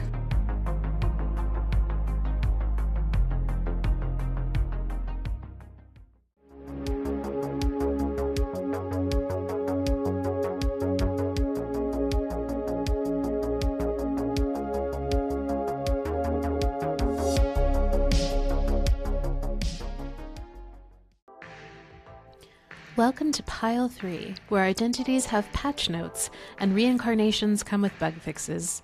Before we analyze your glorious chaos, let's make sure you've loaded into the right timeline. We'll start with your astrological DNA, your base character stats, then use some oracle cards to verify we're reading from your correct cosmic file. If what follows doesn't sound like you, if you're not vibing with ethereal multitasker meets anxious project manager energy, feel free to eject your soul cartridge, blow on it dramatically, and reinsert into another pile. Or stay and take notes for your next reincarnation. And you know what?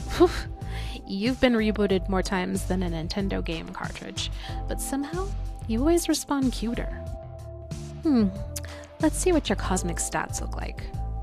Virgo's Sun. Oh, perfectionist with a spreadsheet for the spreadsheet. Capricorn Moon. Emotionally stable in the same way a stone wall is emotionally stable. And Pisces Rising. The drama queen who astral projects into other people's dreams just to see how they feel about you. Loving it. I mean, together that's a combo that says functioning adult by day, sentient mist by night. You're the shapeshifter for a reason. you've mastered the art of the strategic identity update. You're half boardroom, half moonlight seance. Business in the front, broomsticks in the back. The cosmic mullet of manifestation. Oh, look who showed up. So, here's the deal. This ain't a sit back and zone out kind of tarot channel. Nope. This is Third Eye Frequency, where we roll dice, break timelines, and maybe roast our spirit guides a little. See that dice icon? That's your cue to roll. Use a real one if you got it, or fake it online. No one's watching. Probably. The point is, get in on it, because passive prophecy is dead, bitch. We're co-creating chaos now. Alright, Cosmic Traveler, grab your D10 and prepare to discover which zodiac frequency is anchoring your transformation. Are you vibing with earth logic, water intuition, or just raw cosmic chaos? Let's roll.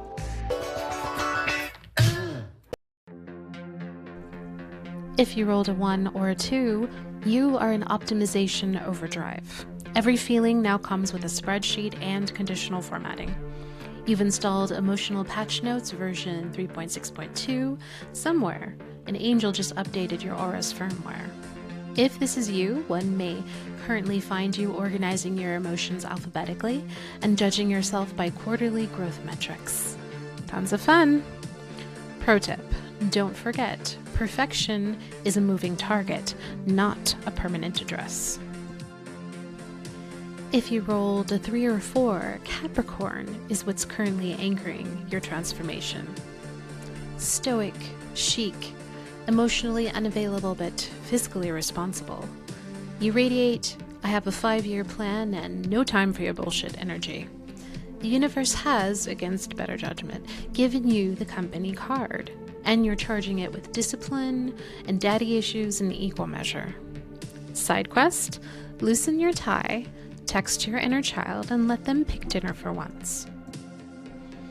And if you rolled a 5 or 6, Pisces is what is currently anchoring your transformation. You've officially transcended the concept of deadlines. You're floating between planes of reality, sending cryptic texts like, time isn't real. Everything's a feeling. You are the Wi-Fi. Your empathy bandwidth is infinite, and you're currently buffering someone else's trauma. Caution. Remember to log out occasionally, or you'll start dreaming in 480p. We found this one swimming naked in the fermentarium. I am the Lizard Queen! If you rolled a 7 or 8, you are in hybrid mode. Congratulations, you're running a mixed build, part monk, part mermaid, all main character. You meditate in the morning, emotionally spiral by lunch, and ascend by dinner. The plot twists keep coming, but so do the prophetic dreams. Honestly, it's giving mid-season upgrade arc. Bonus XP, you get double insight points for every breakdown successfully rebranded as a breakthrough. And lastly, if you rolled a 9 or 10, you are the Ascended Shapeshifter. You've unlocked the secret DLC. Your aura now requires a firmware update to render correctly. Mortals glance your way and suddenly remember past lives. Reality's lagging behind you like an outdated operating system, and frankly, that's reality's problem. Achievement unlocked, transcended human limitations, but still down for tacos. Okay, now let's shift our focus over to the Oracle cards. Today I have drawn Tiny Triumphs, Frog, the Heart, and Death and the Maiden. Pile 3. Oh, you magnificent mirage. You are the Shapeshifter frequency. Equal parts holy glitch and unholy glow-up. People think they've got you pinned down, but by the time they finish the sentence, you've already reinvented yourself, changed outfits, faked your own emotional death, and launched a rebrand with associated merch. Sandy? Tell me about it. Your aura. It doesn't just shimmer, it pulses like bioluminescent plasma. 1 minute it's poetry, the next it's a threat. You are tender enough to heal, yet terrifying enough to make angels update their security settings. The heart beats at your core, thrumming with inconvenient truth. Love, the real, ugly, glitter-coated kind, is your most dangerous weapon. It's not Hallmark love. It's the kind of that unzips your rib cage and replaces your bones with starfire. You feel everything and then some. Tiny Triumphs toasts you quietly from the corner, wearing a crown 2 sizes too big, sipping from a victory glass filled with equal parts champagne and emotional resilience. Every small win you've pulled off, every "I didn't cry this time" moment builds your legend. Others may be out there auditioning for their hero arcs, but you're the one actually rolling credits when no one's watching. The Frog is your cosmic software patch, multing, rebooting, deleting old files labeled versions of me who tolerated mediocrity. Every time you leap, you break the algorithm that said you couldn't. You don't transform once. You transform on loop, bitch. You're the living embodiment of a patch note that reads, "Bug fixes, emotional vampires nerfed." And then there's Death and the Maiden, the goth intern of the cosmos, clipboard in hand, eyeliner sharp enough to slice a karmic cord. She waltzes in to remind you that some people only show up to your funeral because they heard there'd be snacks. Not everyone who flirts with your light deserves a backstage pass, or hell, even a parking validation. Boundaries, bitch. Compassion does not equal unlimited access. Your frequency is metamorphosis itself, equal parts glitter and gravestone. You've died 1,000 tiny deaths and come back each time, looking better and more emotionally unavailable. You are the shapeshifter's paradox. Too deep to be predictable, too alive to be defined, too self-aware to stay small. Okay, so if you're still here and feeling uncomfortable, congratulations. Consider this your checkpoint. You've unlocked the next level of the Shapeshifter quest.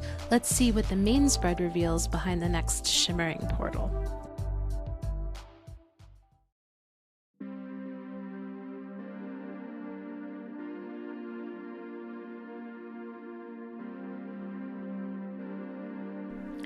Okay, welcome to your main spread.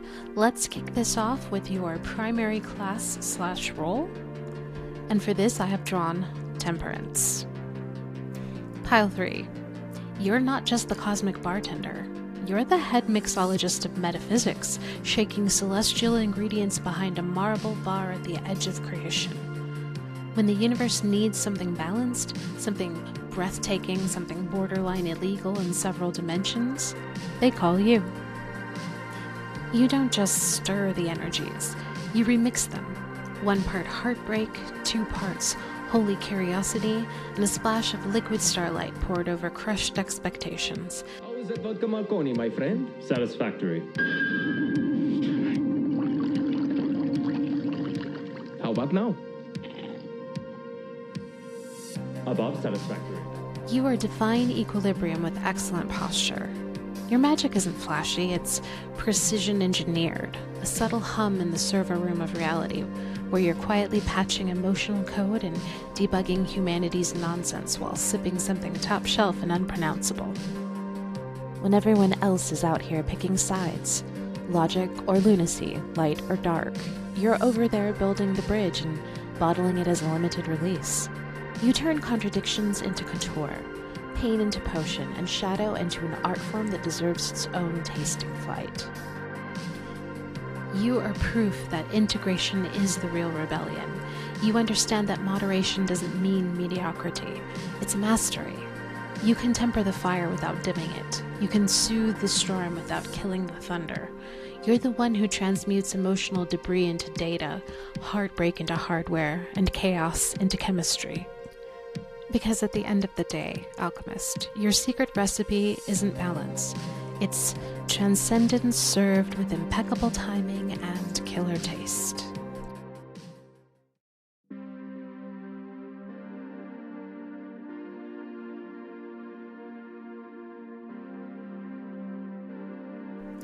Okay, now let's move on to your core attributes. For this section, I have drawn the 3 of Wands, the 2 of Swords, and the 3 of Swords. These are your foundational stats, the divine cheat codes that came preloaded in your soul's operating system. If your life were an RPG, this would be your character sheet written in blood, glitter, and questionable life choices. Look, you are the visionary who's been through it, not just tempered by heartbreak, but fully soldered in the forge of feels. You didn't just walk through the fire, you installed sconces, tiled the floor, hosted an after party. Every scar is a sigil, every heartbreak a blacksmith's stamp. When others fled the flames, you stayed behind to roast marshmallows and negotiate with the phoenix. We start with the Three of Wands, your inner commander perched atop the cliffside, cloak billowing dramatically in the metaphorical breeze. You're that hero who looks into the horizon and doesn't see distance, only potential. Where others see fog, you see a full expansion map waiting to be unlocked. This card is your strategic prophecy, proof that you don't just dream in color, you dream in parallel timelines.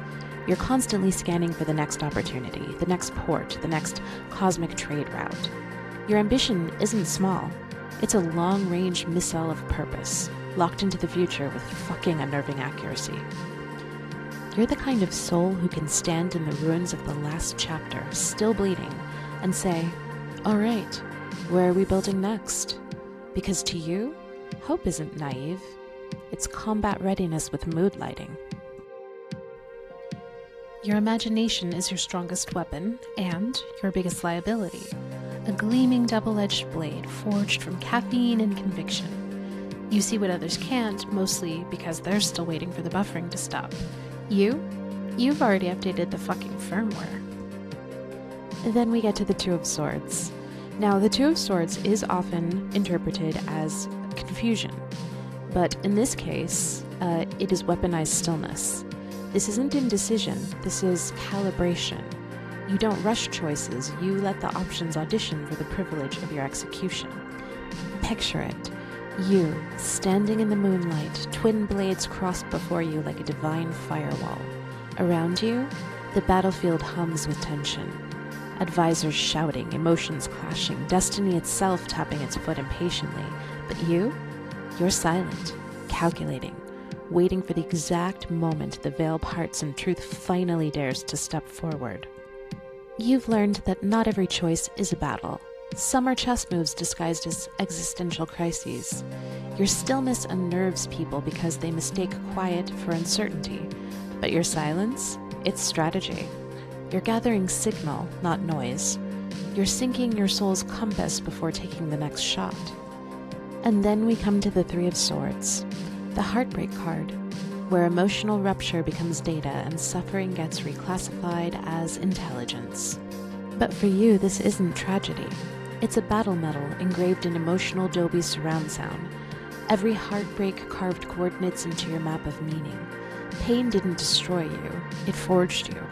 It upgraded your empathy firmware and patched the glitch where you used to confuse self-sacrifice for love.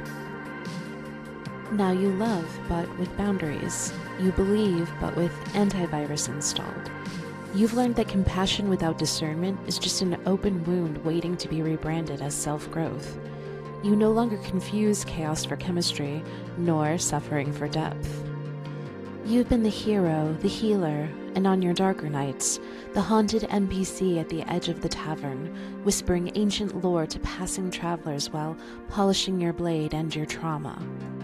And through it all, you kept your heart intact, not unscarred, but battle-fucking-ready. But before we chart your next mission, let's roll a d6 for clarity. Is your horizon crystal clear or still loading in pixel by pixel? Your vision roll will reveal how focused your forward trajectory is right now.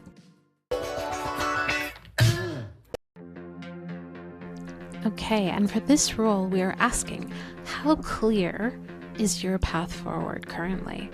So if you rolled a 1 or 2, your path is clouded. The map's glitching, the compass is throwing shade, and your inner GPS just said, recalculating. You're seeing outlines, but not details. A watercolor vision that refuses to stay within the lines. This isn't failure, it's a data refresh moment. Step back, let the terrain load. Sometimes the mist is the universe's way of keeping spoilers off screen. Battlefield tip: refill your potion of patience and trust that the next waypoint will appear when you stop trying to pixel peep your fate. If you rolled a 3 or 4, your path is calibrating. The image is forming. Blurry edges tightening into shape. You're tuning the signal between intuition and intellect, trying to find that sweet frequency where logic hums in harmony with lunacy.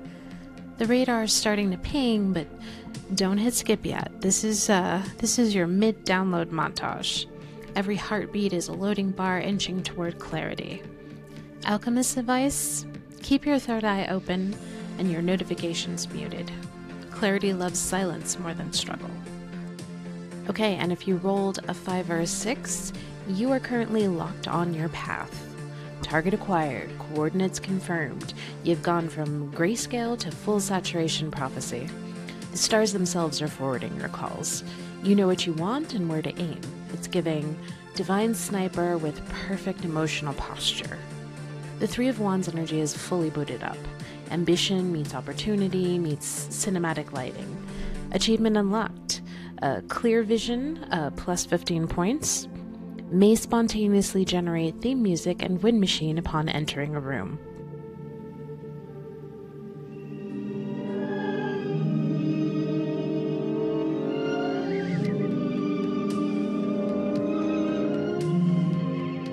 But no matter your role, remember, even the clearest horizon shifts when destiny zooms in. Whether you're recalibrating or charging ahead in high-def glory, your mission remains the same. Stay curious, stay cunning, and never stop updating your map.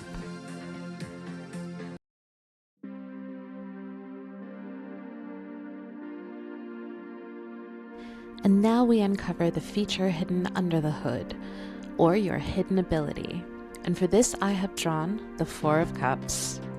Ah yes, the Four of Cups, patron saint of don't talk to me while I'm processing.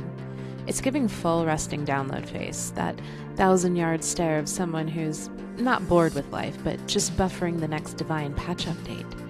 Everyone assumes you've checked out, but really? You're in stealth mode, communing with the source code, freebasing existential espresso, and trying to figure out why your soul's Wi-Fi keeps dropping every time Mercury fucking sneezes. You're not disengaged, you're performing diagnostics. You can sense divine opportunity approaching like a suspicious pop-up ad. Congratulations, you've won enlightenment. And while the rest of humanity is out here chasing every glittering side quest like caffeinated raccoons, you're sitting in your emotional hoodie, arms crossed, waiting for the real loot to respawn. Your stillness is your cheat code, bitch. It's not apathy, it's optimization. You're not zoning out, you're running a full internal system scan, deleting outdated attachments and defragging your karmic hard drive. People see silence, you see strategy. You're recalibrating your frequency to detect that one pixel of meaning hidden in the static.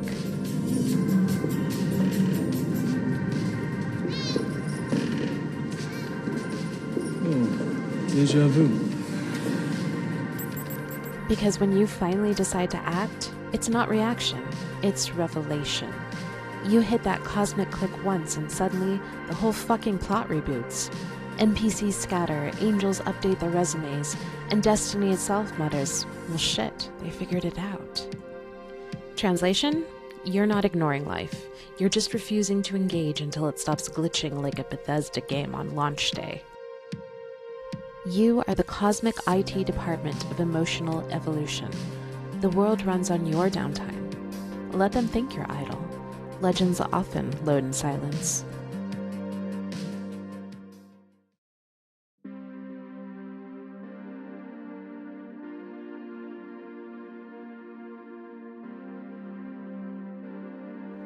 Okay, Pile 3. Now we get to the fun point. We get to unpack your weak point.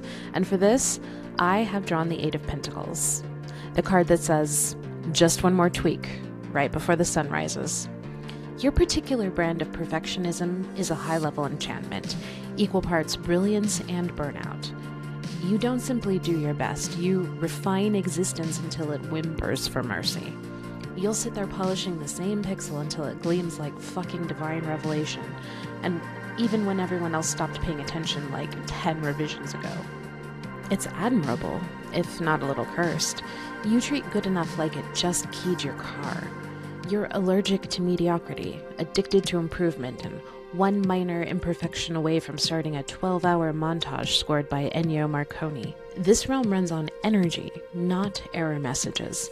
You can't debug your destiny if you never hit save and exit. So step away from the metaphysical glue gun.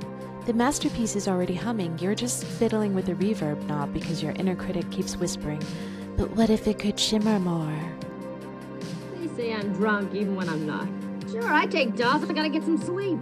I gotta get up at 5 o'clock in the morning and sparkle, Neely, sparkle. This actually brings to mind one of my favorite Radiohead songs, like Spinning Plates.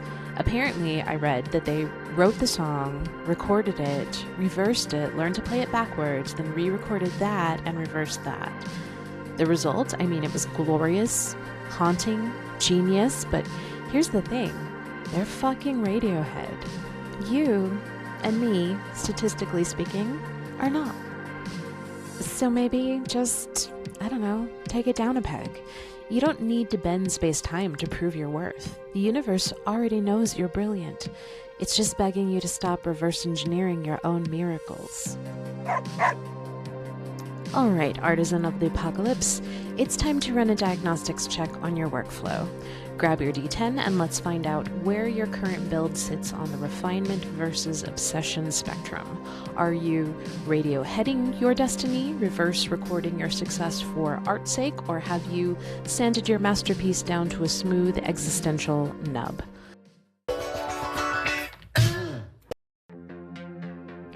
Okay, with this perfectionism penalty roll we are checking, are you currently refining or over-perfecting?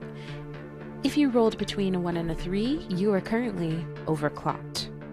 You're burning through CPU cycles like a caffeinated deity chasing invisible flaws. The code works, the potion glows, the song fucking slaps, and yet here you are, zooming in 800% to fix a pixel literally no one else can see. Step away from the project, the poem, or the mirror. The error is in your expectations, not the output. You're like a divine tech bro trying to debug enlightenment. Spoiler alert, it was never fucking broken. System message? Cool your circuits, bitch. The gods can't download your greatness if the server keeps overheating.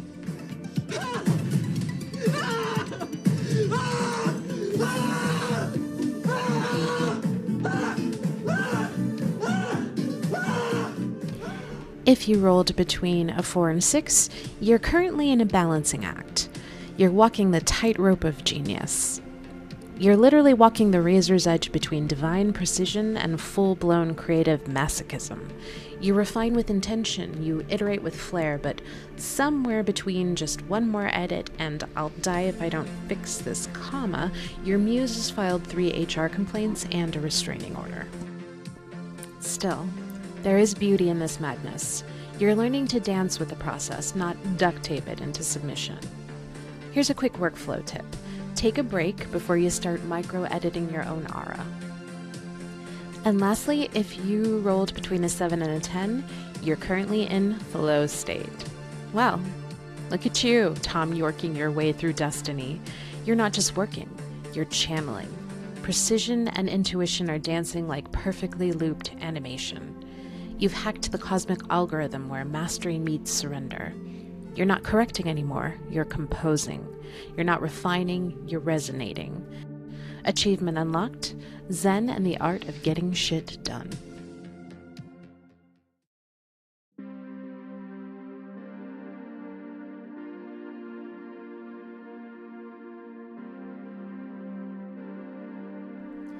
Okay, let's go ahead and dive into your starting gear. For this, I have drawn the 9 of Pentacles, the Justice card, and the Hierophant. Cosmic Alchemist, you didn't acquire your tools. They shipped with you. You came online already running contradictory processes: independence and devotion, logic and mysticism, elegance and menace. No onboarding, no warm-up quest, just vibes, credentials, and a quiet note in the cosmic logs that reads, "Do not factory reset under any circumstances." So in effect, your essence isn't earned over time. It's licensed, signed, sealed, occasionally audited by fate itself. Other people stumble into wisdom like it's a pop-up ad. You wake up with it buffering behind your eyes, muttering, "Ugh, not this again." The Nine of Pentacles is your cloak of independence, finely woven from the threads of "I got this" and "don't fucking touch my aesthetic." You thrive solo, but you make solitude look suspiciously like a soft launch for your next empire. Other people go on retreats to find themselves. You just log in, sip your metaphorical champagne, and download self-sufficiency like a fucking pro. You are your own patron saint of abundance. Birds follow you around because they know you're the main quest. Then the Justice card pops in and says, "Let's check your karma logs, bitch." These are your scales of clarity, a portable equilibrium device that hums every time the universe tries to gaslight you. You just cannot fucking stand imbalance, hypocrisy, or bad Wi-Fi. If a situation goes off key, you recalibrate it until it hums in harmony, even if that means yeeting an outdated program into the abyss. You are the HR department of destiny, filing grievances against unfair timelines and calling meetings with cause and effect. You've got the cosmic equivalent of a bullshit detector, and you're not afraid to swing it like a sword of discernment. And finally, we get to the Hierophant, your spiritual encryption key, your built-in root access to the divine database. You don't need anyone's permission to download enlightenment. You already have the admin password written in your DNA. You're basically the spiritual IT department, resetting humanity's forgotten logins and muttering, "Did you try turning your soul on and off again?" You're the quiet keeper of the ancient patch notes, translating celestial code while everyone else is still struggling with a tutorial on basic empathy. You're fluent in myth, metaphor, and mildly condescending wisdom. You've been the teacher, the hacker, and the bard, all in one power suit. Basically, you're what happens when divine design meets chaotic good aesthetics, a fully customizable avatar of cosmic competence. Just try not to spend the whole fucking quest clicking "Examine Self" over and over again, okay? Now that your cosmic inventory is accounted for, let's check your quest log. What mission did the universe sneak into your storyline this season?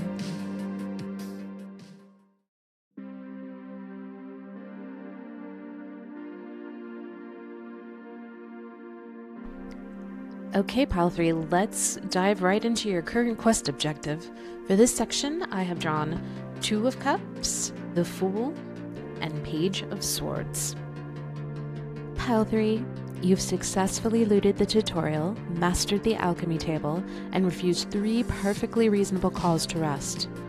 Now your current quest objective materializes on the HUD.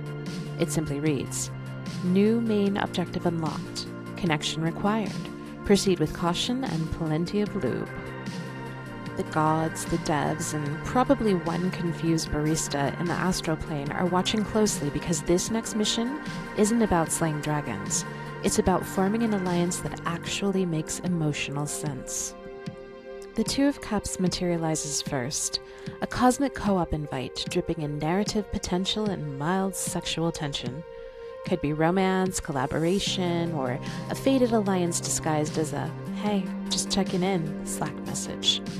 However it appears, this is soul recognition in action. The divine matchmaking algorithm has paired you with someone who holds a key, possibly to your heart, more likely to your pants, but definitely to your next character upgrade. You may recognize this connection immediately. The spark, the deja vu, the faint background music swelling as though a cutscene just triggered. Or it might sneak in quietly, disguised as shared laughs and suspiciously good banter. And here's the thing to remember, the Two of Cups isn't just about love, it's about equilibrium between equals. It's the mystical handshake where fate says, "I'll meet you halfway if you promise not to ghost." It's two souls clinking metaphorical glasses and muttering, "May our traumas complement rather than compete." You are being asked to engage, to open up that carefully encrypted heart and let another sentient player into your save file. But proceed wisely. No one likes a co-op partner who keeps skipping the fucking dialogue, okay? Listen, respond, and above all, remember you're not here to perform. You're here to sync frequencies. Your quest reward here? Potentially. Everything. The right ally can accelerate your destiny faster than a glitch exploit in a speedrun, but your challenge? Vulnerability without sacrificing sovereignty. Balance the chalices, don't pour until empty, because this, my dear alchemist, is where the campaign stops being a solo grind and becomes a duet. The divine equivalent of a LAN party for souls who accidentally shared karma in a past life. And then we hit the Fool card. Cue whimsical fanfare and ridiculous upbeat pan flute solo. The Fool struts in next, all starry-eyed and dramatically unprepared, like a bard who's just learned the concept of consequences. They're your inner protagonist in tutorial mode. Bright-eyed, overconfident, and carrying a variety of snacks, but definitely not a fucking map. They've heard whispers of destiny, seen like one sign from the universe and said, "That's enough data for me." Cookie, that's good enough for me. C is for cookie, that's good enough for me. Okay, so you don't need every detail to say yes to this adventure, and frankly, you wouldn't read the manual anyway. The Fool is the archetype of divine YOLO, the cosmic dare to jump before the bridge renders. So, pack light here, optimism, sturdy pair of boundaries, and a playlist that transitions smoothly from Eye of the Tiger to Everybody Hurts. There will be turbulence, emotional and otherwise, but that's fine. The Fool thrives in midair, somewhere between this might work and this was a mistake. Every leap you take here is coated with faith. Not blind faith, but the kind that mutters, "Screw it, I'll figure it out on the way down." You're being reminded that beginnings are always a bit stupid, and that's precisely what makes them sacred. Your danger zone? Thinking you need a plan before you begin. In your case, the universe prefers improv. It has the script, the props, and the audience. It just needs you to stop checking the safety rail and start fucking monologuing already. So you leap, you fall, maybe you ass plant into destiny, but when you rise again, and you will, it's with stardust in your hair and a weird sense of pride that says, I did something ridiculous. And somehow, it fucking worked. And lastly in this section, we have the Page of Swords. And now clattering onto the scene with a notebook, 3 half-formed theories and an unhealthy relationship with information, enters the Page of Swords, your personal reconnaissance unit and part-time chaos consultant. This is your inner data analyst / psychic intern, forever perched on the threshold of brilliance and overthinking. They're curious, alert, and mildly suspicious of everything, which, let's be honest, is an entirely reasonable stance in this economy. Their mission? Gather intel. Their method? Eavesdrop on the universe. The Page of Swords doesn't just read the room. They draft the meeting minutes, cross-reference the footnotes, and start a side spreadsheet labeled Potential Betrayals. Translation? Read both the vibe and the fine print. Curiosity is your compass, but discernment is the sword that keeps you from accidentally joining a religious cult disguised as a networking opportunity. And I know what you're thinking. This does seem a bit contradictory coming right after the Fool tells you to take a leap of faith without checking anything, but I believe the message here is to investigate and take the leap knowing the potential risks. So before you take on that mission, maybe it's not the worst idea to check what monsters are in the area so you can equip some shit that might actually help you make it.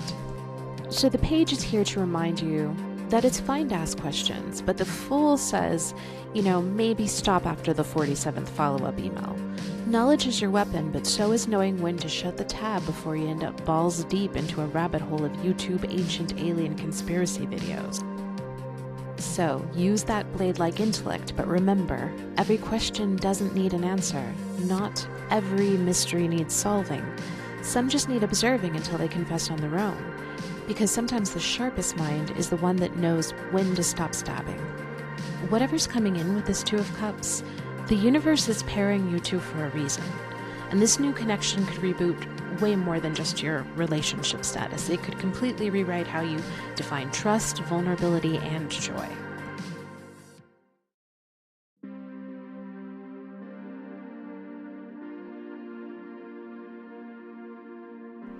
Welcome, Pile 3. Glad to see you here on the bonus path. For this I have drawn the King of Wands, the World, and the Tower. Well, look who's still here. You've already completed your main storyline. Emotional alchemy, karmic karaoke, heroic self-integration, etc., and yet, you stand before the glowing portal marked Optional Quest. The cosmos smirks, flicks its cloak, and whispers, "Sure, you could stop now, but where's the drama in that?" You've entered the Expansion Zone, a liminal realm reserved for bold souls, overachievers, and those who can't resist clicking yes on the warning pop-up that says, "This content may contain character growth and mild existential dread." Here, the lighting's cinematic, the stakes are personal, and the narrator just lit a candelabra purely for fucking ambience. You, dear traveler, are about to embark on the quest that wasn't in the base game, the director's cut of your own destiny. The King of Wands emerges first, part rockstar, part prophet, all fire hazard. He doesn't walk onto the stage so much as ignite it. His crown's crooked, his eyeliner immaculate, and his aura smells faintly of ambition and illegal fireworks. He tosses you the mic and growls, "It's your world tour, bitch. Headline that shit." This card is your rallying flare. It's the moment you stop waiting for permission and start issuing press releases for your destiny. The King of Wands doesn't ask if you're ready. He assumes you were born backstage, clutching a fog machine and a 5-act monologue. And he's here to remind you, leadership is not about control. It's about courage on camera. You're not just building your empire, you're live streaming your legend. When the world hesitates, you move first, striding through narrative expositions in slow motion. This is your command energy, the charisma that can talk gods into giving you their business cards. But beware the shadow side, my young Padawan. Too much fire and you start believing your own trailer voiceover. So wield your wand wisely, performer of the apocalypse. Take the spotlight, set the tone, and remember, it's not arrogance if the prophecy is true. It's true. It's true. It's true. It's true. And now we have the World card. Cue the confetti cannon, the swelling choir, and the 16-bit end credits theme you didn't know you were waiting for. The World card steps onto the stage like the final cutscene of your personal mythos. Achievement unlocked, level complete, all data synced across timelines.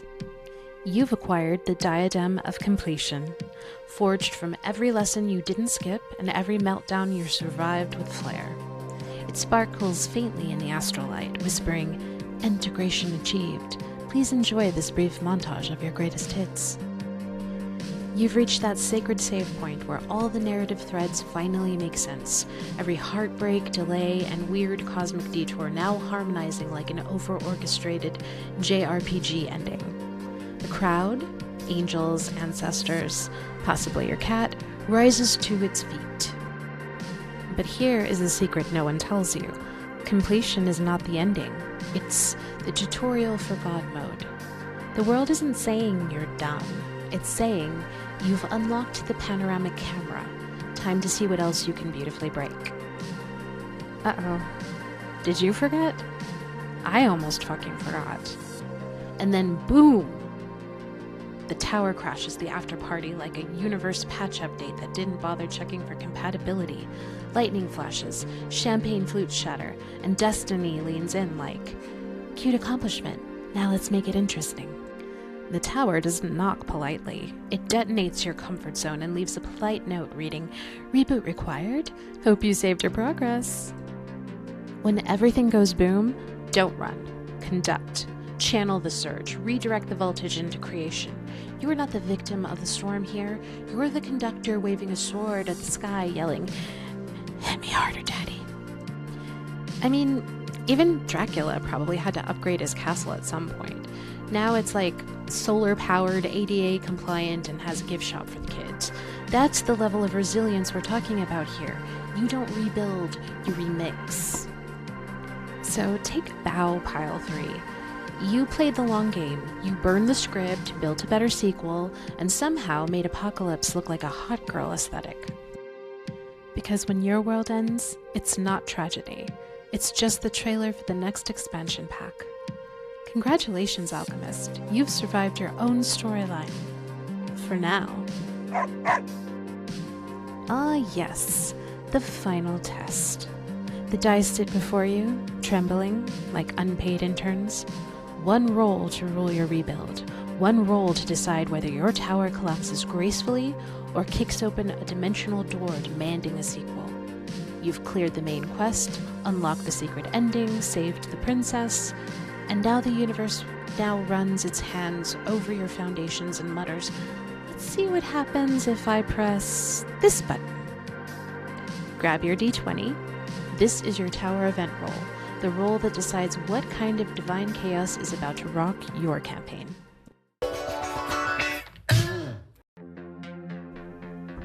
Okay, so this roll determines which part of your realm gets hit by the cosmic lightning bolt and what kind of power-up or plot twist follows. If you rolled between 1 and 5, you're getting an emotional upgrade. Your feels are getting refactored. Expect cathartic tears, dramatic shower soliloquies, and playlists that hit like an emotional defibrillator. You'll write one journal entry that could win a Pulitzer if you weren't fucking crying all over it. The lightning isn't breaking your heart, it's overclocking it. Buff gained, plus 15 to emotional intelligence, and plus 3 for waterproof mascara.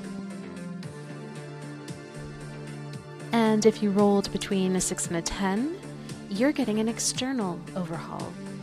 Your physical interface just got rebooted. Jobs, houses, hair color, entire friend groups, gone through the celestial washing machine on delicates.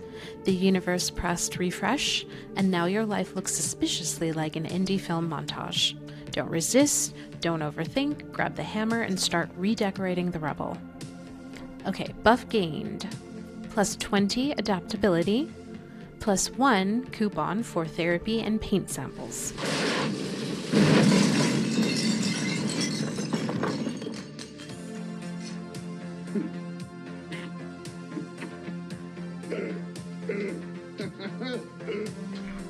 If you rolled between 11 and 15, you're getting an opportunity rift. A fissure opens, steam rises, cue the heavy metal sting. Out of the cracks emerges something wild, a new calling, creative mission, or bewildering rom-com subplot. It might look like chaos, smell like destiny, and ask for a snack. Don't panic, just roll for charisma and say yes, and like a seasoned improv sorcerer. Buff gained, plus 12 curiosity, plus 7 plot armor, and plus infinity side quest potential. And lastly, if you rolled between 16 and 20, you are getting an Ascension event. Congratulations, you beautiful data ghost. You've hit critical mass and the mainframe can't even fucking contain you anymore. Reality hiccups, time zones apologize, the loading screen erupts into Aurora Borealis. This is a full system upgrade, quantum glow up, spiritual GPU replacement, dogs and cats living together, mass hysteria. You're not breaking down, you're booting up in 4D. Buff gained here? Plus 999 radiance, plus like infinity perspective, and new ability unlocked? You can now exist as a beam of pure sarcasm.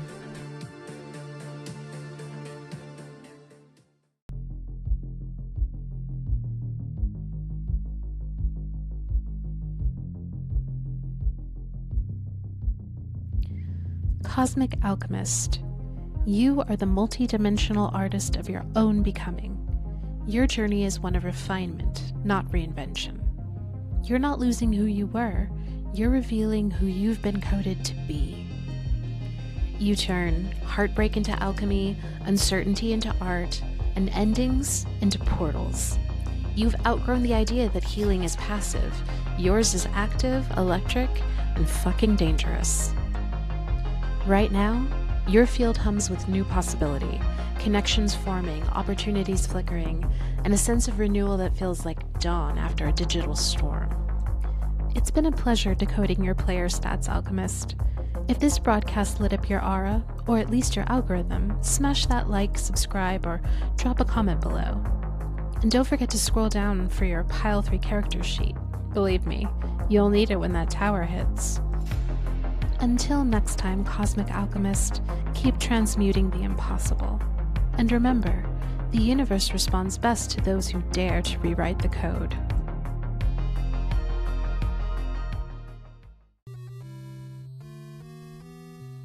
Hey, well done, Third Eye Adventurer. You cleared your first run through the frequency fields.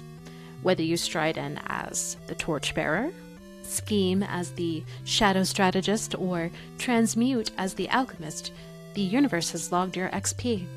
Your class is chosen, your stats are humming, and yes, your hair looks fucking phenomenal in this lighting. Well done.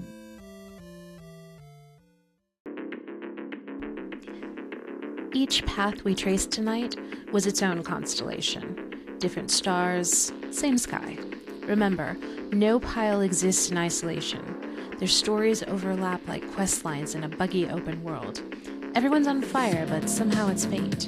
Somewhere the Torchbearer's flame lights the strategist's next idea. The alchemist's potion heals them both. Cosmic co-op mode, unlocked. But before you charge off to smite your next existential crisis, hit save, take a breath, stretch out your aura, hydrate, holy water optional.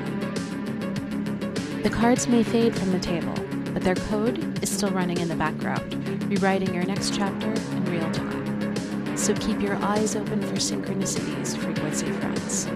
And hey, if this transmission resonated with your wavelength, hit that like button, drop a comment, or subscribe to stay in the signal.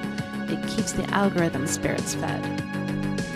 Because when the next transmission drops, we'll be descending deeper, meeting your party and taking your first true dungeon crawl through Shadow, Psyche, and I don't know, maybe your inbox. Bring your thinking cap, a sense of humor, and at least one healthy boundary.